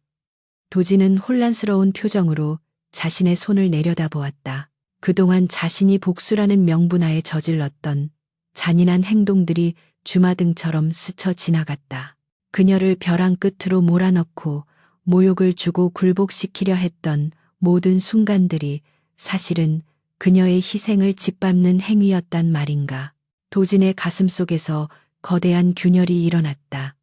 그는 믿고 싶지 않았다. 자신의 증오가 정당하지 않았다는 것을 인정하는 순간 자신이 서 있는 기반이 무너져 내릴 것 같았기 때문이었다. 그는 떨리는 목소리로 그게 사실이냐고 물었지만 서윤은 대답 대신 테이블 위에 엎드려 소리 죽여 울 뿐이었다. 도진은 자리에서 일어나 서윤에게 다가갔다. 그는 망설이다가 조심스럽게 그녀의 떨리는 어깨에 손을 올렸다. 서윤은 그의 손길을 뿌리치지 않고 그대로 받아들였다. 도진은 서윤을 안아 일으켜 침실로 데려갔다. 술과 감정에 지쳐 몸을 가누지 못하는 서윤을 침대에 눕히고 이불을 덮어주었다. 그녀는 울다가 지쳐 잠이 들었지만 눈가에는 여전히 물기가 남아 있었다. 도진은 침대 곁에 의자를 끌어다 앉아 밤새도록 그녀의 얼굴을 지켜보았다. 잠든 그녀의 얼굴은 10년 전 도서관에서 보았던 그 순수한 소녀의 모습 그대로였다. 그는 손을 뻗어 그녀의 젖은 눈가를 닦아주었다. 그의 손끝이 미세하게 떨리고 있었다. 새벽이 밝아올 때까지 도진은 한숨도 자지 못했다. 그의 머릿속은 복잡하게 얽힌 실타래처럼 혼란스러웠다. 서윤의 고백이 사실이라면 그는 씻을 수 없는 죄를 지은 셈이었다. 하지만 이미 엎질러진 물이었다. 그는 자신이 벌려놓은 판을 어떻게 수습해야 할지, 그리고 앞으로 그녀를 어떻게 대해야 할지 알 수 없었다. 단 하나 분명한 것은 이제 더 이상 그녀를 미워할 수 없다는 사실이었다. 증오가 빠져나간 자리에는 알 수 없는 연민과 후회, 그리고 걷잡을 수 없이 커져버린 사랑이 독버섯처럼 자라나고 있었다. 그는 잠든 서윤의 이마에 입을 맞추며 속삭였다. 미안하다고, 그리고 이제부터는 내가 너를 지키겠다고 다짐했다. 다음 날 아침 서윤은 극심한 두통과 함께 눈을 떴다. 낯선 천장이 눈에 들어오자마자 어젯밤의 기억이 필름처럼 끊겨 떠올랐다. 자신이 도진에게 무슨 말을 했는지 기억해내고는 소스라치게 놀라 입을 틀어막았다. 미쳤어, 한서윤. 그녀는 자신의 머리를 쥐어뜯으며 자책했다. 도진이 그 말을 믿을 리도 없거니와 비겁한 변명으로 들렸을 것이 뻔했다. 서윤은 도진을 볼 면목이 없어 이불 속에 숨고 싶었지만 그럴 수도 없는 처지였다. 조심스럽게 방문을 열고 나가자 거실에는 고소한 냄새가 진동하고 있었다. 주방 쪽에서 앞치마를 두른 도진이 요리를 하고 있는 믿을 수 없는 광경이 펼쳐졌다. 도진은 서윤이 나온 것을 보고 자연스럽게 말을 건넸다. 일어났냐며 속은 좀 괜찮냐고. 묻는 그의 목소리는 평소와 달리 부드러웠다. 식탁 위에는 북엇국과 정갈한 반찬들이 차려져 있었다. 서윤은 어안이 벙벙하여 멍하니 서 있었다. 도진은 의자를 빼주며 앉으라고 손짓했다. 어젯밤 일은 기억 안 나는 척 해줄 테니 일단 밥부터 먹으라는 그의 말에 서윤은 안도의 한숨을 내쉬면서도 묘한 위화감을 느꼈다. 그의 태도가 하루아침에 너무나 달라져 있었기 때문이었다. 그는 식사 내내 서윤의 밥 위에 반찬을 올려주며 세심하게 챙겼다. 마치 신혼부부의 아침 식사 같은 이 비현실적인 상황에 서윤은 숟가락을 든 손이 떨렸다. 식사를 마친 후 도진은 서윤에게 오늘은 회사에 나오지 말고 집에서 쉬라고 했다. 그리고 서랍에서 작은 상자를 꺼내 건넸다. 서윤이 의아해하며 상자를 열자 그 안에는 최신형 스마트폰이 들어 있었다. 기존의 폰은 도청이나 위치 추적이 될 수도 있으니 이걸로 바꾸라는 것이었다. 그리고 단축번호 1번에는 자신의 번호가 저장되어 있으니 무슨 일이 생기면 언제든 바로 전화하라고 당부했다. 서윤은 도진의 변화에 혼란스러워하며 그를 쳐다보았다. 도진은 서윤의 눈을 피하며 헛기침을 했다. 네가 아프면 내 업무에 지장이 생기니까 관리하는 차원이라며 퉁명스럽게 덧붙였지만 귀끝이 붉게 달아올라 있었다. 도진이 출근한 후 텅 빈 펜트하우스에 홀로 남은 서윤은 스마트폰을 만지작거렸다. 단축번호 1번. 그 숫자가 주는 무게감이 남다르게 느껴졌다. 그녀는 창가에 서서 멀어지는 도진의 차를 내려다보며 가슴 한구석이 간질거리는 것을 느꼈다. 10년이라는 긴 세월 동안 엇갈리고 오해했던 두 사람의 관계가 이제 새로운 국면으로 접어들고 있었다. 하지만 서윤은 알지 못했다. 이 평화가 폭풍전야의 고요함이라는 것을. 어둠 속에서 그들을 노리는 그림자가 서서히 다가오고 있었다. 그리고 그 그림자는 두 사람의 운명을 다시 한번 거세게 뒤흔들어 놓을 준비를 하고 있었다. 같은 시각 도진의 사무실에서는 은밀한 보고가 이루어지고 있었다. 도진의 신복인 김 실장이 서류 봉투 하나를 책상 위에 올려놓았다. 그것은 어제 파티장에서 서윤에게 모욕을 주었던 최미나와 그녀의 아버지 회사에 대한 비리 자료였다. 도진은 서류를 훑어보며 차갑게 웃었다. 그는 김 실장에게 즉시 작업을 시작하라고 지시했다. 자금줄을 끊고 검찰 조사를 유도하여 재기불능 상태로 만들라는 잔혹한 명령이었다. 도진은 서류를 덮으며 중얼거렸다. 내 여자를 건드린 대가가 얼마나 혹독한지 뼈저리게 느끼게 해주겠다고. 그의 눈빛은 서윤을 향한 사랑과 세상에 대한 분노로 이글거리고 있었다. 이제 그는 그녀를 지키기 위해 기꺼이 악마가 될 준비가 끝나 있었다. 서울의 하늘은 며칠째 찌푸린 채 무거운 습기를 머금고 있었다. 한울건설이 재기의 발판으로 삼고 있는 마포구의 대형 주상복합 건설 현장은 이른 아침부터 기계 소음으로 요란했다. 한서윤은 안전모를 쓰고 현장 소장과 함께 도면을 검토하며 분주하게 움직였다. 강도진의 도움으로 자금난은 해결되었지만 실추된 회사의 이미지를 회복하기 위해서는 이번 프로젝트의 성공이 절실했기에 그녀는 현장 상주를 자처하며 직원들을 독려하고 있었다. 도진은 그녀가 험한 현장에 나가는 것을 극구 반대했지만 서윤의 고집을 꺾을 수는 없었다. 그녀는 먼지를 뒤집어쓰고 땀을 흘리면서 비로소 자신이 살아있음을 느꼈고 아버지의 유산을 지키고 있다는 자부심을 되찾아가고 있었다. 오후가 되자 빗방울이 하나둘씩 떨어지기 시작했고 작업 반장은 안전을 위해 작업을 중단하려 했다. 바로 그때 현장 3구역에서 굉음과 함께 거대한 철골 구조물이 무너져 내리는 사고가 발생했다. 현장은 순식간에 아수라장이 되었고 피를 흘리며 쓰러진 인부들의 비명소리가 빗소리에 묻혀 울려 퍼졌. 서윤은 사색이 되어 사고 현장으로 달려가 부상자들을 살피고 구급차를 불렀다. 다행히 사망자는 없었지만 중상자가 다수 발생한 대형 사고였다. 서윤은 떨리는 손으로 상황을 수습하려 애썼지만 이것이 단순한 사고가 아님을 직감할 수 있었다. 무너진 철골은 규격 미달의 불량 자재였고 서윤은 분명 정품 자재를 주문하고 결제했었다. 누군가가 중간에서 자재를 바꿔치기 한 것이 분명했다. 구급차가 떠나기도 전에 경찰차와 검찰 수사관들이 들이닥쳤다. 마치 이 사고를 미리 알고 기다리고 있었던 것처럼 그들의 도착은 지나치게 신속했다. 검은 양복을 입은 수사관들은 서윤에게 체포영장을 들이밀었다. 혐의는 업무상 배임 및 횡령 그리고 산업안전보건법 위반이었다. 서윤은 억울함을 호소하며 항변했지만 그들은 그녀의 말을 들으려 하지 않았다. 그들은 서윤이 하청업체와 짜고 저급 자재를 사용하여 차액을 빼돌렸다는 조작된 증거를 제시했다. 서윤의 사무실에서 발견되었다는 이중 장부와 차명 계좌 내역이 그 증거였다. 서윤은 그 장부를 본 적도 없었지만 수갑은 차갑게 그녀의 손목을 조여왔다. 직원들이 보는 앞에서 연행되는 서윤의 모습은 처참하게 무너진 한올건설의 현실을 보여주는 듯했다. 서윤이 연행된 곳은 강남경찰서가 아닌 서울 외곽의 한적한 분소였다. 취조실은 곰팡이 냄새가 진동했고 밖에서는 천둥 번개가 치며 폭우가 쏟아지고 있었다.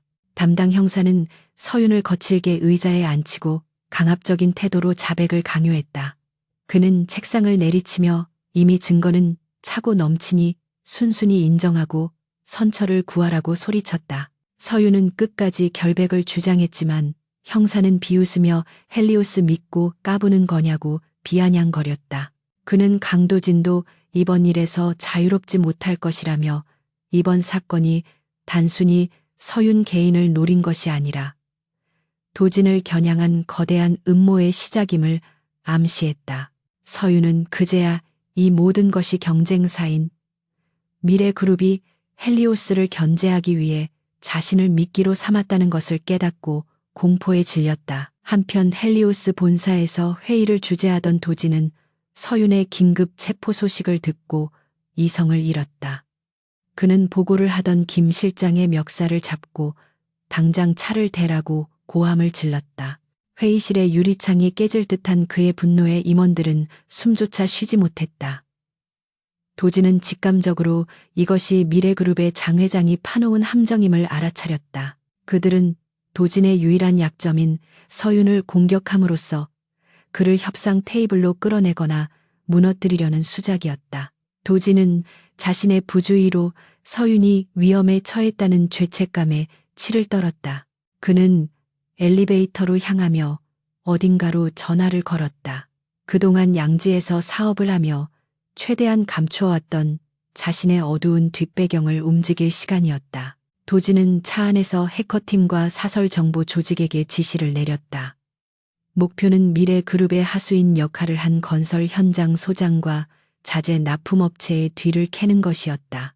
그는 수단과 방법을 가리지 말고 1시간 내에 서윤의 무죄를 입증할 결정적인 증거와 진범을 찾아내라고 명령했다. 만약 실패한다면 너희들의 목숨도 보장할 수 없다는 서늘한 경고도 잊지 않았다. 빗줄기는 앞이 보이지 않을 정도로 거세졌고 도진이 탄 차는 물보라를 일으키며 도로를 질주했다. 그의 머릿속에는 오직 차가운 유치장에 갇혀 떨고 있을 서윤의 모습만이 가득했다. 그녀가 10년 전 자신을 지키기 위해 희생했던 것처럼 이번에는 자신이 모든 것을 걸고 그녀를 지켜내야 했다. 정보 조직의 움직임은 빨랐다. 그들은 현장 소장이 도박 빚에 시달리고 있었다는 사실을 포착하고 그의 계좌로 미래그룹 계열사로부터 거액의 돈이 입금된 내역을 찾아냈다. 또한 납품업체의 창고를 급습하여 빼돌려진 정품 자재들을 발견했고 소장이 미래그룹 관계자와 통화한 녹취록까지 확보했다. 명백한 청부 범죄의 증거였다. 도진은 보고를 받자마자 경찰청장에게 직접 전화를 걸었다. 그는 확보한 증거들을 들이밀며 당장 담당 형사를 교체하고 서윤을 석방하지 않으면 이 모든 비리를 언론에 터뜨리고 경찰청을 적으로 돌리겠다고 협박했다. 대한민국 경제를 쥐락펴락하는 거대 자본의 위협 앞에 경찰청장은 꼬리를 내릴 수밖에 없었다. 밤 10시가 넘어서야 도지는 서윤이 갇혀있는 경찰서에 도착했다. 그는 우산도 쓰지 않은 채 빗속을 뚫고 경찰서 안으로 들어갔다.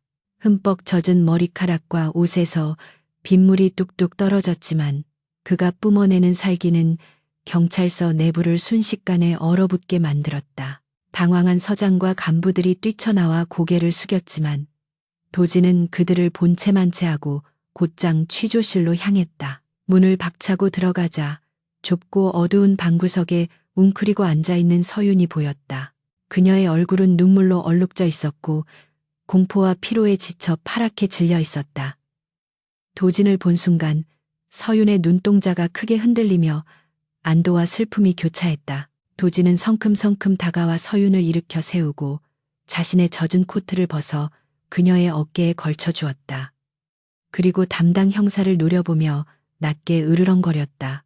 내 변호인단이 도착할 때까지 털끝 하나라도 건드리면 내 인생을 지옥으로 만들어주겠다고 경고했다. 형사는 증거가 확보되었다는 서장의 전가를 받고 아무 말도 하지 못한 채 뒤로 물러섰다. 도지는 서윤의 차가운 손을 꽉 잡고 취조실을 빠져나왔다. 복도에는 도진이 부른 국내 최고의 로펌 변호사들이 진을 치고 있었고 그들은 즉시 서윤의 무죄를 입증하는 절차에 들어갔다.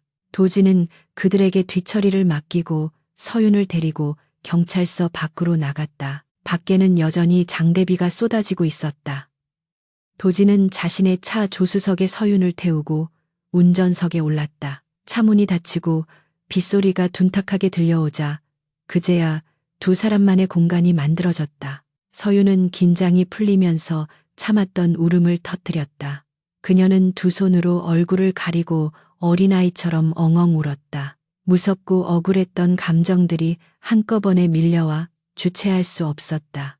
도지는 말없이 그녀를 지켜보다가 안전벨트를 풀어주고 그녀를 자신의 품으로 끌어당겼다. 그의 젖은 셔츠에서 차가운 빗물 냄새와 익숙한 체온이 느껴졌다. 서윤은 도진의 가슴에 얼굴을 묻고 흐느꼈다. 도진은 서윤의 등을 부드럽게 쓰다듬으며 미안하다는 말을 반복했다. 내가 너를 지켜주지 못해서 내가 너무 늦게 와서 미안하다고 속삭였다. 그의 목소리는 떨리고 있었고 그 속에는 깊은 후회와 애정이 담겨 있었다. 도진은 서윤의 얼굴을 들어 올려 젖은 눈가를 엄지손가락으로 닦아주었다. 그리고 굳은 결심이 서린 눈빛으로 그녀를 바라보았다. 이제 다시는 이런 일이 없게 하겠다고 약속했다. 나를 노리는 놈들이 너를 건드리는 것을 절대로 용서하지 않겠다고 맹세했다. 서윤은 그의 눈에서 진심을 읽었고 그 순간 그가 단순한 비즈니스 파트너나 채권자가 아닌 자신의 인생을 지켜줄 유일한 남자임을 깨달았다. 차는 빗길을 뚫고 펜트하우스로 향했다. 돌아오는 길 내내 도지는 한 손으로 운전대를 잡고 다른 한 손으로는 서윤의 손을 놓지 않았다. 그의 손은 따뜻하고 단단해서 서윤에게 큰 위로가 되었다. 집에 도착하자 도지는 서윤을 욕실로 들여보내고 따뜻한 물을 받아주었다. 서윤이 씻고 나오자 그는 따뜻한 우유 한 잔을 건넸다. 서윤은 소파에 앉아 우유를 마시며 안정을 되찾았다. 도지는 맞은편에 앉아 심각한 표정으로 어딘가에 전화를 걸고 있었다. 그는 미래그룹에 대한 전면전을 선포하고 있었다. 주가 조작 의혹을 터뜨리고 자금줄을 차단하라는 구체적이고 잔인한 지시들이 오갔다. 통화를 마친 도진이 서윤에게 다가왔다. 그는 서윤의 옆자리에 앉아 그녀의 머리카락을 만지작거렸다. 오늘 일은 잊으라고, 내일부터는 아무도 너를 건드리지 못할 거라고 안심시켰다. 하지만 서윤은 고개를 저었다. 그녀는 더 이상 피하고 싶지 않았다. 이 싸움은 도진만의 것이 아니라 자신과 한울건설의 명예가 걸린 싸움이기도 했다. 서윤은 도진의 손을 잡으며 말했다. 나도 돕겠다고 숨지 않고 당신 옆에서 미래그룹과 맞서 싸우겠다고 선언했다. 그녀의 눈빛은 비로소 예전의 총기를 되찾아 빛나고 있었다. 도진은 그런 서윤을 놀라움과 기특함이 섞인 눈으로 바라보았다. 도진은 서윤을 끌어당겨 품에 안았다. 그리고 그녀의 이마와 콧날 그리고 입술에 부드럽게 입을 맞췄다. 이것은 계약에 의한 강제적인 스킨십이 아니라 서로의 마음을 확인하고 위로하는 연인들의 입맞춤이었다. 서윤은 눈을 감고 그의 입술을 받아들였다. 10년이라는 시간을 돌아 드디어 두 사람의 마음이 하나로 포개어지는 순간이었다. 창밖의 빗소리는 마치 두 사람을 위한 축복의 연주처럼 들려왔다. 도진은 입술을 떼고 서윤의 눈을 바라보며 고백했다. 너는 내 약점이 아니라 내 힘의 원천이라고. 네가 있어서 나는 더 강해질 수 있다고 말했다. 그날 밤 두 사람은 처음으로 한 침대에서 서로의 온기를 느끼며 잠들었다. 악몽 같은 하루였지만 그 끝에는 달콤한 안식이 기다리고 있었다. 하지만 도진은 잠든 서윤을 바라보며 잠들지 못했다. 미래그룹 장 회장은 만만한 상대가 아니었다. 이번 사건은 선전포고에 불과했고 앞으로 더 더럽고 치열한 싸움이 기다리고 있을 것이다. 도진은 서윤의 머리맡에 놓인 휴대폰을 집어들었다. 그리고 저장된 모든 연락처를 암호화된 보안 서버로 옮기고 그녀의 동선을 24시간 체크할 수 있는 경호팀을 최상급 요원들로 재배치했다. 이제부터는 실수가 용납되지 않는 전쟁이었다. 다음날 아침 날이 밝자마자 대한민국 재계는 발칵 뒤집혔다. 헬리오스 그룹이 미래그룹의 핵심 계열사에 대한 적대적 MA를 공식 선언했기 때문이었다. 언론들은 이 거대한 고래들의 싸움을 대서특필했고 주식시장은 요동쳤다. 도진은 기자회견을 열어 미래그룹의 비윤리적인 경영 행태와 이번 건설 현장 사고의 전말을 폭로했다. 물론 서윤의 이름은 철저하게 보호되었고 모든 비난의 화살은 미래그룹 장 회장에게로 향했다. 여론은 급격하게 헬리오스 쪽으로 기울었고 미래그룹의 주가는 곤두박질치기 시작했다. 서윤은 펜트하우스 거실에서 뉴스를 보며 도진의 치밀한 준비성에 감탄했다. 그는 어젯밤 분노에 차 있었지만 그 와중에도 냉철하게 판을 짜고 반격의 시나리오를 완성했던 것이다. 서윤은 자신이 사랑하게 된 남자가 얼마나 무서운 능력을 가진 사람인지 다시 한번 실감했다. 그때 현관문이 열리고 도진이 들어왔다. 밤샘 작업을 하고 돌아온 그의 얼굴은 다소 피곤해 보였지만 눈빛만은 형형하게 살아있었다. 그는 서윤을 보자마자 환하게 웃으며 다가왔다. 이제 시작이라고 말하는 그의 목소리에는 강한 자신감이 묻어 있었다. 도진은 서류 봉투 하나를 서윤에게 건넸다. 그것은 한울건설의 재건을 위한 대규모 프로젝트 제안서였다. 이번에는 헬리오스의 하청이 아니라 대등한 파트너로서 공동 참여하는 방식이었다. 서윤은 제안서를 훑어보며 감격에 젖었다. 이것은 도진이 그녀에게 주는 선물이자 그녀의 능력을 인정한다는 증표였다. 서윤은 도진을 올려다보며 고맙다고 말했다. 도진은 쑥스러운 듯 코를 문지르며 고마우면 밥이나 차려달라고 너스레를 떨었다. 두 사람은 서로를 마주보며 웃음을 터뜨렸다. 폭풍우가 지나간 자리에 비로소 햇살이 비치기 시작했다.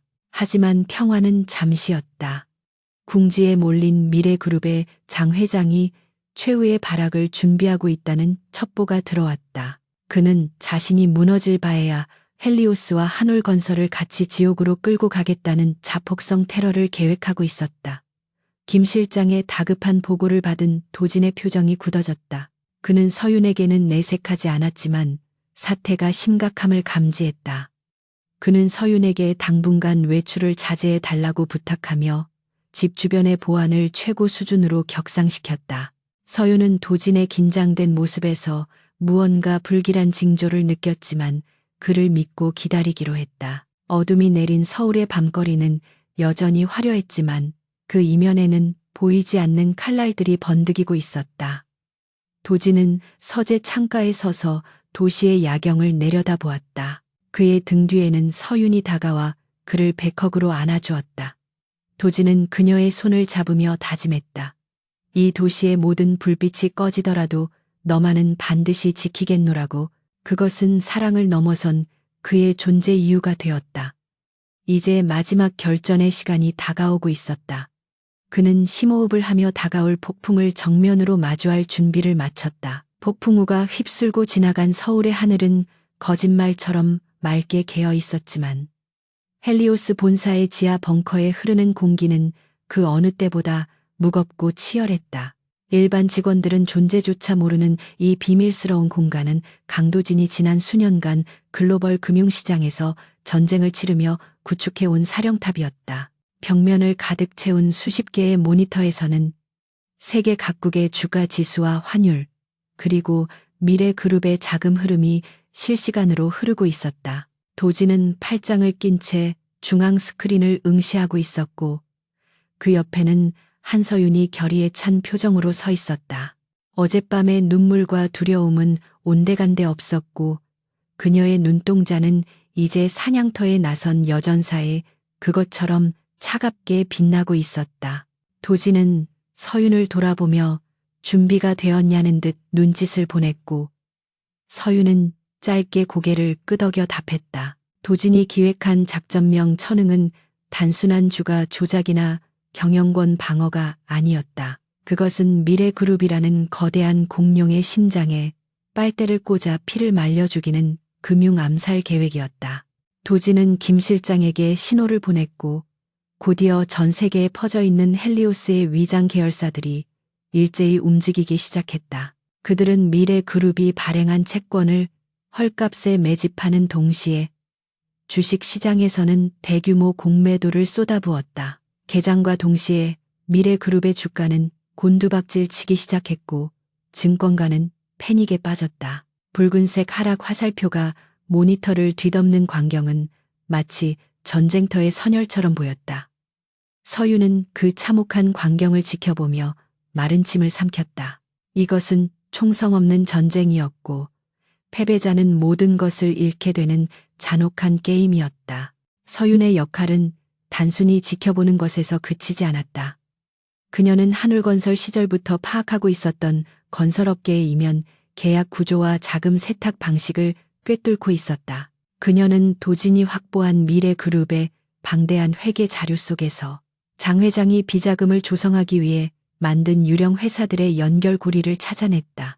그것은 도진조차 미처 발견하지 못했던 결정적인 아킬레스건이었다. 서윤은 떨리는 손끝으로 키보드를 두드려 그 자금 흐름을 도표화했고 이 자료가 검찰과 금융감독원에 전송되는 순간 장 회장은 빠져나갈 구멍을 잃게 될 것이었다. 도진은 서윤의 기민한 분석력에 감탄하며 그녀의 어깨를 감싸 쥐었다. 네가 찾아낸 이 구멍이 놈을 무너뜨릴 마지막 한 방이 될 거라며 그녀에게 힘을 실어주었다. 오전장이 마감될 무렵 미래그룹의 시가총액은 이미 3분의 1이 증발해버린 상태였다. 곳곳에서 비명이 터져나왔고 미래그룹 본사 앞에는 투자자들이 몰려와 시위를 벌이고 있다는 뉴스 속보가 전해졌다. 도진은 냉소적인 표정으로 화면 속의 아수라장을 지켜보았다. 10년 전 돈이 없어 어머니의 수술비를 구하지 못해 피눈물을 흘렸던 자신의 과거가 떠올랐다. 그때 그들은 가난한 자들의 비명에 귀를 막았었지. 도진은 나직하게 중얼거렸다. 이제 그들이 똑같은 고통을 맛볼 차례였다. 서윤은 그런 도진의 손을 조용히 잡았다. 그의 손은 차가웠지만 맞잡은 두 손에서 전해지는 온기는 뜨거웠다. 그녀는 더 이상 그를 혼자 두지 않겠다는 무언의 약속을 전하고 있었다. 그 시각 미래그룹 회장실은 문자 그대로 초상집 분위기였다. 장 회장은 핏발선 눈으로 모니터를 노려보다가 재떨이를 집어던져 화면을 박살냈다. 비서진들은 벌벌 떨며 고개를 숙이고 있었고 전화벨은 쉴 새 없이 울려댔다. 채권단은 빚 독촉을 시작했고 검찰이 압수수색을 준비하고 있다는 첩보까지 들어왔다. 장 회장은 이 모든 사태의 배후에 강도진과 한서윤이 있음을 직감하고 이를 갈았다. 그는 책상 서랍에서 대포폰을 꺼내 어딘가로 전화를 걸었다. 합법적인 방법으로는 도저히 이 상황을 뒤집을 수 없었다. 그는 자신의 충성스러운 해결사에게 마지막 명령을 내렸다. 헬리오스 서버실을 물리적으로 파괴하고 강도진과 한서윤을 납치해 오라는 극단적인 지시였다. 지하 벙커의 긴장감은 최고조에 달해 있었다. 서윤이 준비한 결정적인 비리 증거 자료가 전송되기 직전이었다. 엔터키 하나만 누르면 장 회장의 횡령 및 배임 증거가 전 세계 언론과 사법기관에 뿌려질 예정이었다. 도지는 서윤에게 그 영광스러운 마무리를 양보했다. 서윤이 막 손가락을 움직이려는 찰나 벙커 전체의 조명이 붉은색으로 바뀌며 요란한 사이렌 소리가 울려 퍼졌다. 외부의 침입을 알리는 경보였다. 모니터 화면이 지직거리며 보안 시스템이 해킹당하고 있음을 알렸다. 김 실장이 다급하게 외쳤다. 무장 괴한들이 1층 로비를 뚫고 지하로 내려오고 있습니다. 수는 대략 20명입니다. 도지는 즉시 서윤을 자신의 등 뒤로 숨기며 김 실장에게 자료 전송을 계속 진행하라고 소리쳤다. 그리고 책상 아래에 숨겨두었던 호신용 3단봉을 꺼내들었다. 벙커의 두꺼운 철문이 쾅쾅거리는 소리와 함께 찌그러지기 시작했다. 장 회장의 개들이 냄새를 맡고 여기까지 쫓아온 것이었다. 서윤은 공포에 질려 숨을 헐떡였지만 도지는 침착했다. 그는 서윤의 눈을 똑바로 바라보며 말했다. 겁먹지 마. 내가 있는 한 놈들은 내 옷깃 하나 스치지 못해. 너는 하던 일을 마무리해. 놈들이 가장 무서워하는 건 주먹이 아니라 바로 내 손끝에 있는 그 파일이니까. 철문이 폭음과 함께 열리고 마스크를 쓴 괴한들이 들이닥쳤다. 그들은 쇠파이프와 칼로 무장하고 있었고 눈빛은 살기로 가득 차 있었다. 도지는 망설임 없이 그들 속으로 뛰어들었다. 그의 움직임은 야수처럼 빠르고 정확했다. 선두에 선 남자의 팔을 꺾어 제압하고 그 반동을 이용해 뒤따라오던 자의 턱을 가격했다. 좁은 벙커 안은 순식간에 난투극 현장으로 변했다. 김 실장과 경호원들도 합세하여 괴한들을 막아섰지만 수적인 열세는 분명했다. 서윤은 날아다니는 집기들과 비명 소리 속에서도 흔들리지 않고 키보드를 두드렸다.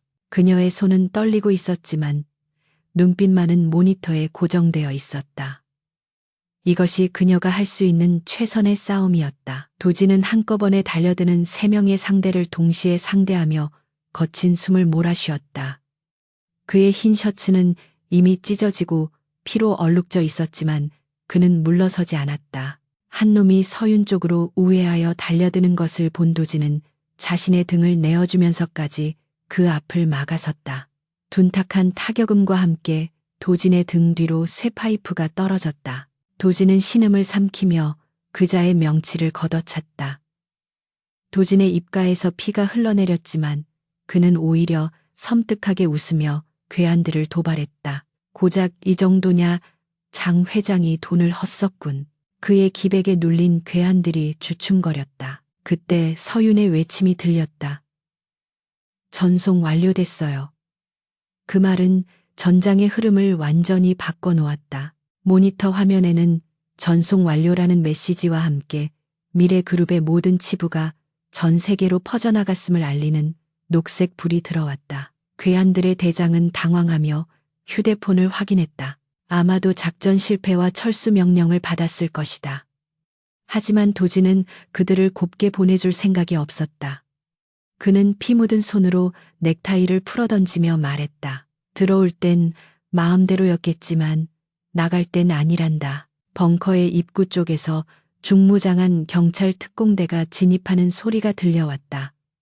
도진이 미리 준비해둔 지원군이었다. 특공대의 진압으로 상황은 순식간에 종료되었다. 바닥에 제압당해 수갑을 찬 괴한들이 줄줄이 끌려나갔다. 도진은 벽에 기대어 가쁜 숨을 고르고 있었다. 온몸이 땀과 피로 범벅이 되었지만 그의 눈빛만은 승리감으로 빛나고 있었다. 서윤은 떨리는 다리로 달려와 도진을 부축했다. 그녀는 도진의 찢어진 상처를 보며 울먹였지만 도진은 괜찮다는 듯 그녀의 머리를 쓰다듬었다. 아프지 않아. 네가 무사하니까 다 괜찮아. 그의 말에 서윤은 참았던 눈물을 터뜨리며 그의 품에 안겼다. 피 비린내와 땀 냄새가 섞인 그의 품은 그 어떤 곳보다 안전하고 따뜻했다. 상황이 정리되자 김 실장이 다가와 태블릿 PC를 내밀었다. 뉴스 화면에서는 검찰이 장 회장을 긴급 체포하는 장면이 생중계되고 있었다. 수많은 기자들에게 둘러싸여 수갑을 찬 채 고개를 숙인 장 회장의 모습은 초라하기 그지없었다. 한때 대한민국을 호령하던 재벌 총수의 몰락은 순식간이었다. 헬리오스가 공개한 자료는 너무나 명백해서 그는 변호사를 부를 엄두조차 내지 못하고 있었다. 서윤은 그 화면을 보며 깊은 안도의 한숨을 내쉬었다. 10년간 그녀의 가슴을 짓눌러왔던 죄책감과 아버지의 회사에 대한 부채감이 비로소 씻겨 내려가는 기분이었다. 도진은 김 실장에게 지시하여 뒷수습을 맡기고 서윤과 함께 지상으로 올라왔다. 엘리베이터가 최상층에 도착하고 문이 열리자 통유리 너머로 서울의 야경이 펼쳐졌다. 어제와 똑같은 풍경이었지만 두 사람에게는 완전히 다른 세상처럼 느껴졌다. 도진은 절뚝거리는 다리로 창가로 다가가 섰다. 서윤이 그를 부축하며 옆에 섰다. 두 사람은 말없이 발 아래 펼쳐진 도시를 내려다보았다. 수많은 불빛들이 별처럼 반짝이고 있었지만 이제 그 빛들은 그들을 위협하는 감시의 눈이 아니라 승리자를 위한 축포처럼 보였다. 도진은 서윤의 어깨를 감싸 안으며 나지막이 말했다. 끝났어. 이제 아무도 우리를 괴롭히지 못해. 서윤은 고개를 끄덕이며 그의 가슴에 머리를 기대었다. 긴장이 풀리자 극심한 피로가 몰려왔지만 마음만은 깃털처럼 가벼웠다. 그녀는 문득 도진을 올려다보며 물었다. 이제 우리는 어떻게 되는 거죠? 계약은 아직 유효한가요? 그녀의 질문에는 장난기와 함께 일말의 불안감이 섞여 있었다. 도진은 피식 웃으며 주머니에서 꼬깃꼬깃해진 계약서를 꺼냈다. 그리고 서윤이 보는 앞에서 그것을 반으로 찢어버렸다. 종이 조각이 허공에 흩날렸다. 도진은 진지한 표정으로 서윤을 바라보았다. 채무 관계는 청산됐어. 하지만 새로운 계약이 필요해. 그는 잠시 뜸을 들이다가 말을 이었다. 종신 계약이야. 내 곁에서 평생 함께 해주는 조건으로 내 모든 것을 너에게 양도한다는 내용이지. 어때 받아들일 텐가? 그것은 도진다운 투박하지만 진심 어린 청혼이었다. 서윤의 눈에 다시 눈물이 고였다. 이번에는 슬픔의 눈물이 아니라 벅찬 행복의 눈물이었다. 그녀는 미소 지으며 대답했다. 조건이 좀 불공정한 것 같은데요. 하지만 검토해볼 가치는 있네요. 두 사람은 서로를 마주보며 웃음을 터뜨렸다. 그들의 웃음소리가 텅 빈 사무실을 가득 채웠다. 창밖의 서울은 여전히 바쁘게 돌아가고 있었지만 두 사람만의 시간은 잠시 멈춘 듯 했다. 도진은 서윤을 깊이 끌어안고 그녀의 입술에 입을 맞췄다. 피맛이 섞인 키스였지만 그 어떤 키스보다 달콤하고 강렬했다. 그들은 지옥 같은 전쟁터에서 살아남았고 이제 폐허가 된 전장 위에 자신들만의 성을 쌓아 올릴 준비를 마쳤다. 밤은 깊어가고 있었지만 그들의 앞날에는 찬란한 새벽이 기다리고 있었다. 김 실장이 문을 두드리고 들어오려다 두 사람의 모습을 보고 조용히 문을 닫았다. 그는 복도에 서서 미소를 지으며 핸드폰을 꺼냈다. 한올건설의 정상화 방안과 헬리오스의 새로운 합작법인 설립에 관한 보도 자료를 배포하라는 지시를 내렸다. 전쟁은 끝났고 이제는 건설의 시간이었다. 도진과 서윤이 만들어갈 새로운 제국은 과거의 상처를 딛고 더욱 견고하게 솟아오를 것이었다. 건물 밖에는 아직 경찰차의 경광등이 번쩍이고 있었지만 그것조차 두 사람의 승리를 축하하는 불꽃놀이처럼 보였다. 한참 후 도진과 서윤은 소파에 나란히 앉아 샴페인 대신 생수병을 부딪혔다. 도진의 상처는 응급처치를 마친 상태였고 서유는 그의 붕대 감은 손을 소중하게 어루만졌다. 도진은 문득 생각난 듯 말했다. 아까 놈들이 들이닥쳤을 때 무섭지 않았어. 서유는 고개를 저으며 대답했다. 당신이 앞에 있었잖아요. 당신 등을 보니까 이상하게 용기가 나더라고요. 도진은 그 말에 가슴이 뭉클해지는 것을 느꼈다. 그는 다짐했다. 평생 그녀의 앞을 막아주는 방패가 되고 그녀가 힘들 때 기댈 수 있는 버팀목이 되겠다고. 그것이 그가 살아가는 이유이자 목표가 되었다. 이제 마지막 남은 과제는 한올건설을 다시 일으켜 세우는 것이었다. 도진은 이미 완벽한 플랜을 짜놓았다. 장 회장이 몰락하면서 나온 매물들을 헬리오스가 인수하고 그 핵심 역량을 한올건설에 집중시킬 계획이었다. 서유는 명실상부한 대표이사로서 경영 전면에 나서게 될 것이었다. 도진은 서윤에게 물었다. 다시 예전의 여왕으로 돌아갈 준비는 됐어. 서윤은 당차게 대답했다. 아니요. 예전의 오만한 여왕은 죽었어요. 이제는 당신과 함께 걷는 파트너가 될 거예요. 그녀의 눈빛은 확신에 차 있었다.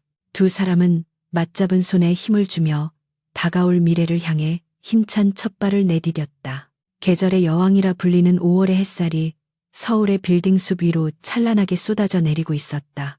헬리오스 그룹과 한올건설의 합작 법인이 주도하는 한강 르네상스 프로젝트 기공식 현장은 이른 아침부터 수많은 취재진과 정재계 인사들로 북적였다. 한때 부도 위기에 몰려 비바람 속에 방치되었던 한올건설의 로고가 이제는 헬리오스의 황금빛 태양 문양과 나란히 새겨진 현수막이 바람에 펄럭이고 있었다. 단상 위에선 한서유는 눈부신 화이트 슈트를 입고 당당한 자세로 마이크 앞에 섰다. 지난 겨울의 시련과 아픔은 그녀를 더욱 단단하고 빛나는 보석으로 연마해 놓은 듯했다. 그녀가 기념사를 낭독하는 목소리에는 흔들림 없는 확신과 힘이 실려 있었고 참석자들은 숨을 죽이고 그녀의 한마디 한마디에 귀를 기울였다. 그 모습을 멀리서 지켜보는 강도진의 입가에는 감출 수 없는 흐뭇한 미소가 걸려 있었다. 기공식이 성공적으로 끝나고 이어진 리셉션장은 축하의 열기로 가득 찼다. 사람들은 이제 서윤을 망해가는 회사의 빚쟁이 딸이 아닌 대한민국 건설업계의 새로운 아이콘으로 대우하며 앞다투어 인사를 건넸다. 서윤은 그들의 위선적인 태도에 씁쓸함을 느끼면서도 능숙한 매너로 대응하며 비즈니스적인 미소를 잃지 않았다. 그때 인파가 자연스럽게 갈라지며 도진이 그녀에게 다가왔다. 그는 완벽하게 재단된 블랙 턱시도를 입고 있었는데 그가 걸어올 때마다 주변의 공기가 묵직하게 가라앉는 듯한 카리스마를 뿜어냈다. 도진은 서윤의 앞에 서서 정중하게 손을 내밀었다. 오늘 연설은 정말 완벽했다며 칭찬하는 그의 눈빛에는 주변의 시선을 전혀 의식하지 않는 뜨거운 애정이 담겨 있었다. 서윤은 수줍은 듯 웃으며 그의 손을 잡았다. 두 사람이 맞잡은 손에서 반짝이는 커플링이 조명 빛을 받아 영롱하게 빛났다. 행사가 모두 마무리된 후 두 사람은 도진의 전용 리무진에 몸을 실었다. 운전기사가 차를 출발시키자 도진은 넥타이를 느슨하게 풀며 긴장을 내려놓았다. 그는 서윤의 어깨에 머리를 기대며 피곤한 기색을 내비쳤다. 미래그룹을 완전히 분해하고 인수하는 과정은 전쟁과도 같았고 그 뒷수습을 하느라 도진은 지난 몇 달간 살인적인 스케줄을 소화해야 했다. 서윤은 그런 도진의 머리카락을 부드럽게 쓰다듬으며 고생했다는 위로의 말을 건넸다. 도진은 눈을 감은 채 웅얼거렸다. 너를 위해서라면 이보다 더한 일도 할 수 있다고 말했다. 서윤은 가슴이 뭉클해지는 것을 느끼며 그의 손을 꽉 잡았다. 그가 보여준 헌신적인 사랑은 서윤의 상처 입은 마음을 치유하고 그녀를 다시 세상 밖으로 끌어올려준 유일한 구원이나 다름없었다. 차가 향한 곳은 한강이 내려다 보이는 헬리오스 타워의 최상층 펜트하우스였다. 이곳은 한때 서윤에게 감옥이자 지옥과도 같은 장소였으나 이제는 두 사람의 사랑이 깃든 보금자리로 변해 있었다. 현관문을 열고 들어서자 미리 준비된 은은한 조명과 꽃향기가 그들을 맞이했다. 도진은 서윤을 소파에 앉히고 샴페인 잔 2개를 가져왔다. 그는 잔을 건네며 오늘은 우리가 만난 지 10년하고도 1년이 되는 날이라고 말했다. 서윤은 깜짝 놀라 그를 쳐다보았다. 그녀조차 잊고 있었던 날짜를 그가 기억하고 있다는 사실에 놀라움을 감추지 못했다. 도진은 씁쓸하게 웃으며 말했다. 네가 나를 처음으로 무시했던 날이라 잊을 수가 없었다고 농담처럼 덧붙였지만 그 목소리에는 이제 과거의 아픔이 아닌 여유가 묻어 있었다. 도진은 자리에서 일어나 서랍에서 낡은 공책 한 권을 꺼내왔다. 그것은 고등학교 시절 그가 항상 끼고 다니며 수학 문제를 풀던 연습장이었다. 서윤은 의아해하며 공책을 받아들었다. 낡고 빛바랜 종이 사이에는 복잡한 수식들이 빼곡하게 적혀 있었는데 마지막 페이지에 이르자 서윤의 눈이 커졌다. 그곳에는 수식이 아닌 서윤의 초상화가 서툰 솜씨로 그려져 있었다. 창가에 앉아 책을 읽고 있는 그녀의 옆모습이었다. 그리고 그 밑에는 언젠가는 반드시 너와 같은 높이에 서겠다라는 다짐이 적혀 있었다. 서윤은 손끝으로 그 글귀를 어루만지며 눈시울을 붉혔다. 도진은 그녀가 자신을 바라보지 않을 때조차 오직 그녀만을 향해 달려왔던 것이었다. 서윤은 공책을 덮고 도진을 바라보며 말했다. 당신은 이미 나보다 훨씬 높은 곳에 서 있다고, 나를 내려다보는 게 아니라 나를 끌어올려 주었다고 진심을 담아 고백했다. 도진은 고개를 저으며 서윤의 앞에 한쪽 무릎을 꿇고 앉았다. 그는 주머니에서 작은 벨벳 상자를 꺼내 열었다. 그 안에는 화려한 다이아몬드 반지가 아닌 두 사람의 이니셜이 새겨진 심플한 백금 반지가 들어 있었다. 도진은 떨리는 목소리로 말했다. 높이는 중요하지 않아. 중요한 건 우리가 같은 곳을 바라보고 있다는 사실이지. 한서윤, 나랑 결혼해 줄래? 내 남은 인생의 모든 시간을 너와 함께하고 싶어. 서윤은 흐르는 눈물을 닦을 생각도 하지 못한 채 고개를 끄덕였다. 목이 메어 말이 나오지 않았다. 그녀는 떨리는 손을 내밀었고 도진은 그녀의 손가락에 반지를 끼워 주었다. 반지는 마치 처음부터 그녀의 것이었던 것처럼 완벽하게 맞았다. 도진은 서윤의 손등에 입을 맞추고 그녀를 일으켜 세워 품에 안았다. 두 사람의 심장 소리가 하나로 포개어지며 거실의 정적을 채웠다. 창밖의 서울 야경은 마치 두 사람의 앞날을 축복하듯 그 어느 때보다 화려하게 반짝이고 있었다. 서윤은 도진의 품에 얼굴을 묻으며 10년 전의 그 소년과 지금의 이 남자를 모두 사랑한다고 속삭였다. 결혼식은 헬리오스 호텔의 야외 정원에서 비공개로 치러졌다. 불필요한 허례허식을 배제하고 오직 가까운 지인들과 가족들만을 초대한 소박하지만 경건한 예식이었다. 서윤의 아버지는 휠체어에 앉아 있었지만 건강을 많이 회복한 모습으로 딸의 손을 잡고 버진 로드를 걸었다. 그는 도진에게 딸의 손을 넘겨주며 눈시울을 붉혔다. 과거에 도진을 반대하고 무시했던 장본인이었지만 그가 딸을 위해 보여준 헌신과 능력에 감복하여 이제는 누구보다 든든한 지원자가 되어 있었다. 도진은 장인어른의 손을 굳게 잡으며 걱정하지 마시라고 평생 서윤을 여왕처럼 모시겠다고 맹세했다. 하객들의 축복 어린 박수 소리가 파란 하늘 높이 울려 퍼졌다. 신혼여행에서 돌아온 후 두 사람의 일상은 다시 치열한 비즈니스의 현장으로 돌아왔다. 하지만 예전과는 확연히 다른 풍경이었다. 도진은 더 이상 독단적인 폭군이 아니었고 서윤 역시 기죽은 채무자가 아니었다. 두 사람은 각자의 위치에서 최고의 능력을 발휘하며 서로에게 부족한 부분을 채워주는 완벽한 파트너십을 발휘했다. 회의 시간에는 냉철하게 의견을 주고받으며 논쟁을 벌이기도 했지만 문을 나서면 언제 그랬냐는 듯 손을 잡고 점심을 먹으러 가는 그들의 모습은 직원들 사이에서 선망의 대상이 되었다. 헬리오스와 한울건설은 그들의 시너지를 바탕으로 아시아를 넘어 세계 시장으로 뻗어나가며 승승장구했다. 어느 날 늦은 밤 서유는 야근을 마치고 사무실을 나서려다 비가 내리는 것을 보고 잠시 멈칫했다. 우산을 챙기지 못해 난감해하고 있을 때 로비 앞쪽에서 검은색 우산을 든 남자가 걸어오는 것이 보였다. 강도진이었다. 그는 회식이 있어 늦을 거라고 했지만 비가 온다는 예보를 듣고 그녀를 데리러 온 것이 분명했다. 도진은 젖은 어깨를 털며 환하게 웃었다. 마중 나왔어. 서유는 그 모습을 보며 10년 전 비 오는 날의 기억을 떠올렸다. 그때는 외면했던 그 우산 속으로 이제는 망설임 없이 뛰어들 수 있었다. 서유는 도진의 팔짱을 끼며 우산 속으로 들어갔다. 두 사람의 어깨가 맞닿으며 체온이 전해졌다. 도진은 우산을 서윤 쪽으로 기울여주며 춥지 않냐고 물었다. 서윤은 고개를 저으며 당신이 있어서 하나도 춥지 않다고 대답했다. 빗소리는 타닥타닥 우산을 때리며 감미로운 음악처럼 들려왔다. 두 사람은 빗속을 걸으며 오늘 있었던 일과 내일의 계획, 그리고 주말에 어디로 여행을 갈지에 대해 도란도란 이야기를 나누었다.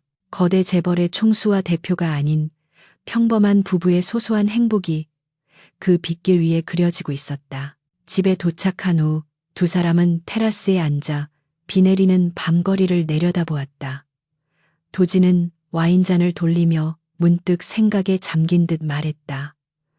가끔은 꿈을 꾸는 것 같아. 네가 내 옆에 있다는 게 아직도 실감이 안 날 때가 있어. 서유는 미소 지으며 그의 손을 잡았다. 이건 꿈이 아니에요. 그리고 나는 어디에도 가지 않을 거예요. 당신이 나를 잡았으니까. 도진은 서윤의 손을 끌어당겨 자신의 가슴에 얹었다. 심장이 힘차게 뛰는 것이 느껴졌다. 이 심장은 오직 너를 위해 뛰는 거야. 죽는 날까지 멈추지 않을 거야. 도진은 자리에서 일어나 서윤을 난간 쪽으로 이끌었다. 비가 그치고 구름 사이로 달빛이 비치기 시작했다. 도시의 불빛들이 빗물에 젖어 더욱 영롱하게 빛나고 있었다. 도진은 서윤의 뒤에서 그녀를 안으며 귓가에 속삭였다. 우리가 만든 이 제국은 단순히 돈과 권력으로 쌓아 올린 게 아니야. 우리의 고통과 눈물 그리고 사랑으로 만든 성이지. 그래서 절대 무너지지 않을 거야. 서윤은 고개를 끄덕이며 그의 품에 깊이 기댔다. 그녀는 이제 알 수 있었다. 진정한 힘은 상대를 굴복시키는 것이 아니라 지켜주는 것에서 나온다는 것을. 그리고 도진은 그 힘을 증명해 보인 진정한 왕이었다. 시간이 흘러 두 사람 사이에는 아이가 태어났다. 도진을 닮은 눈매와 서윤을 닮은 입술을 가진 사랑스러운 아이였다. 도진은 아이를 안고 있을 때면 천하를 호령하던 기업가의 모습은 온데간데 없고 영락없는 아들 바보가 되었다.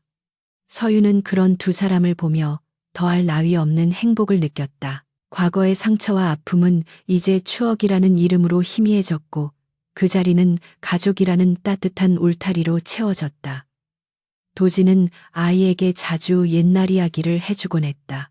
아주 먼 옛날 무시당하던 한 소년이 있었는데 그 소년이 어떻게 여왕님을 만나 행복하게 살게 되었는지에 대한 동화 같은 이야기였다. 어느 가을날 도진과 서유는 처음 제외했던 그 호텔의 연회장을 찾았다. 자선 경매 행사가 열리는 날이었다. 10년 전 서윤이 빚쟁이에게 시달리며 비참하게 서 있었던 그 장소였다. 하지만 오늘 두 사람은 가장 높은 곳에서 가장 많은 기부를 하며 사람들의 존경을 받는 위치에 서 있었다. 도진은 서윤의 손을 잡고 연단에 올라 말했다. 우리가 받은 사랑과 기회를 이제는 세상에 돌려주려 합니다. 과거의 저희처럼 힘들고 외로운 사람들에게 작은 희망이 되기를 바랍니다. 사람들의 기립 박수가 쏟아졌고 서윤은 감격스러운 표정으로 도진을 바라보았다. 그는 이제 복수의 화신이 아닌 노블레스 오블리주를 실천하는 진정한 리더로 성장해 있었다. 행사가 끝나고 두 사람은 호텔 옥상 정원으로 올라갔다. 시원한 가을 바람이 불어오고 서울의 야경이 파노라마처럼 펼쳐졌다. 도진은 서윤을 마주 보며 말했다. 한서윤, 나의 첫사랑이자 마지막 사랑. 긴 시간을 돌고 돌아 결국 우리는 여기에 함께 서 있어. 고마워, 나를 포기하지 않아줘서. 서윤은 눈물이 그렁그렁한 눈으로 미소 지으며 대답했다. 강도진, 나의 구원자이자 나의 전부.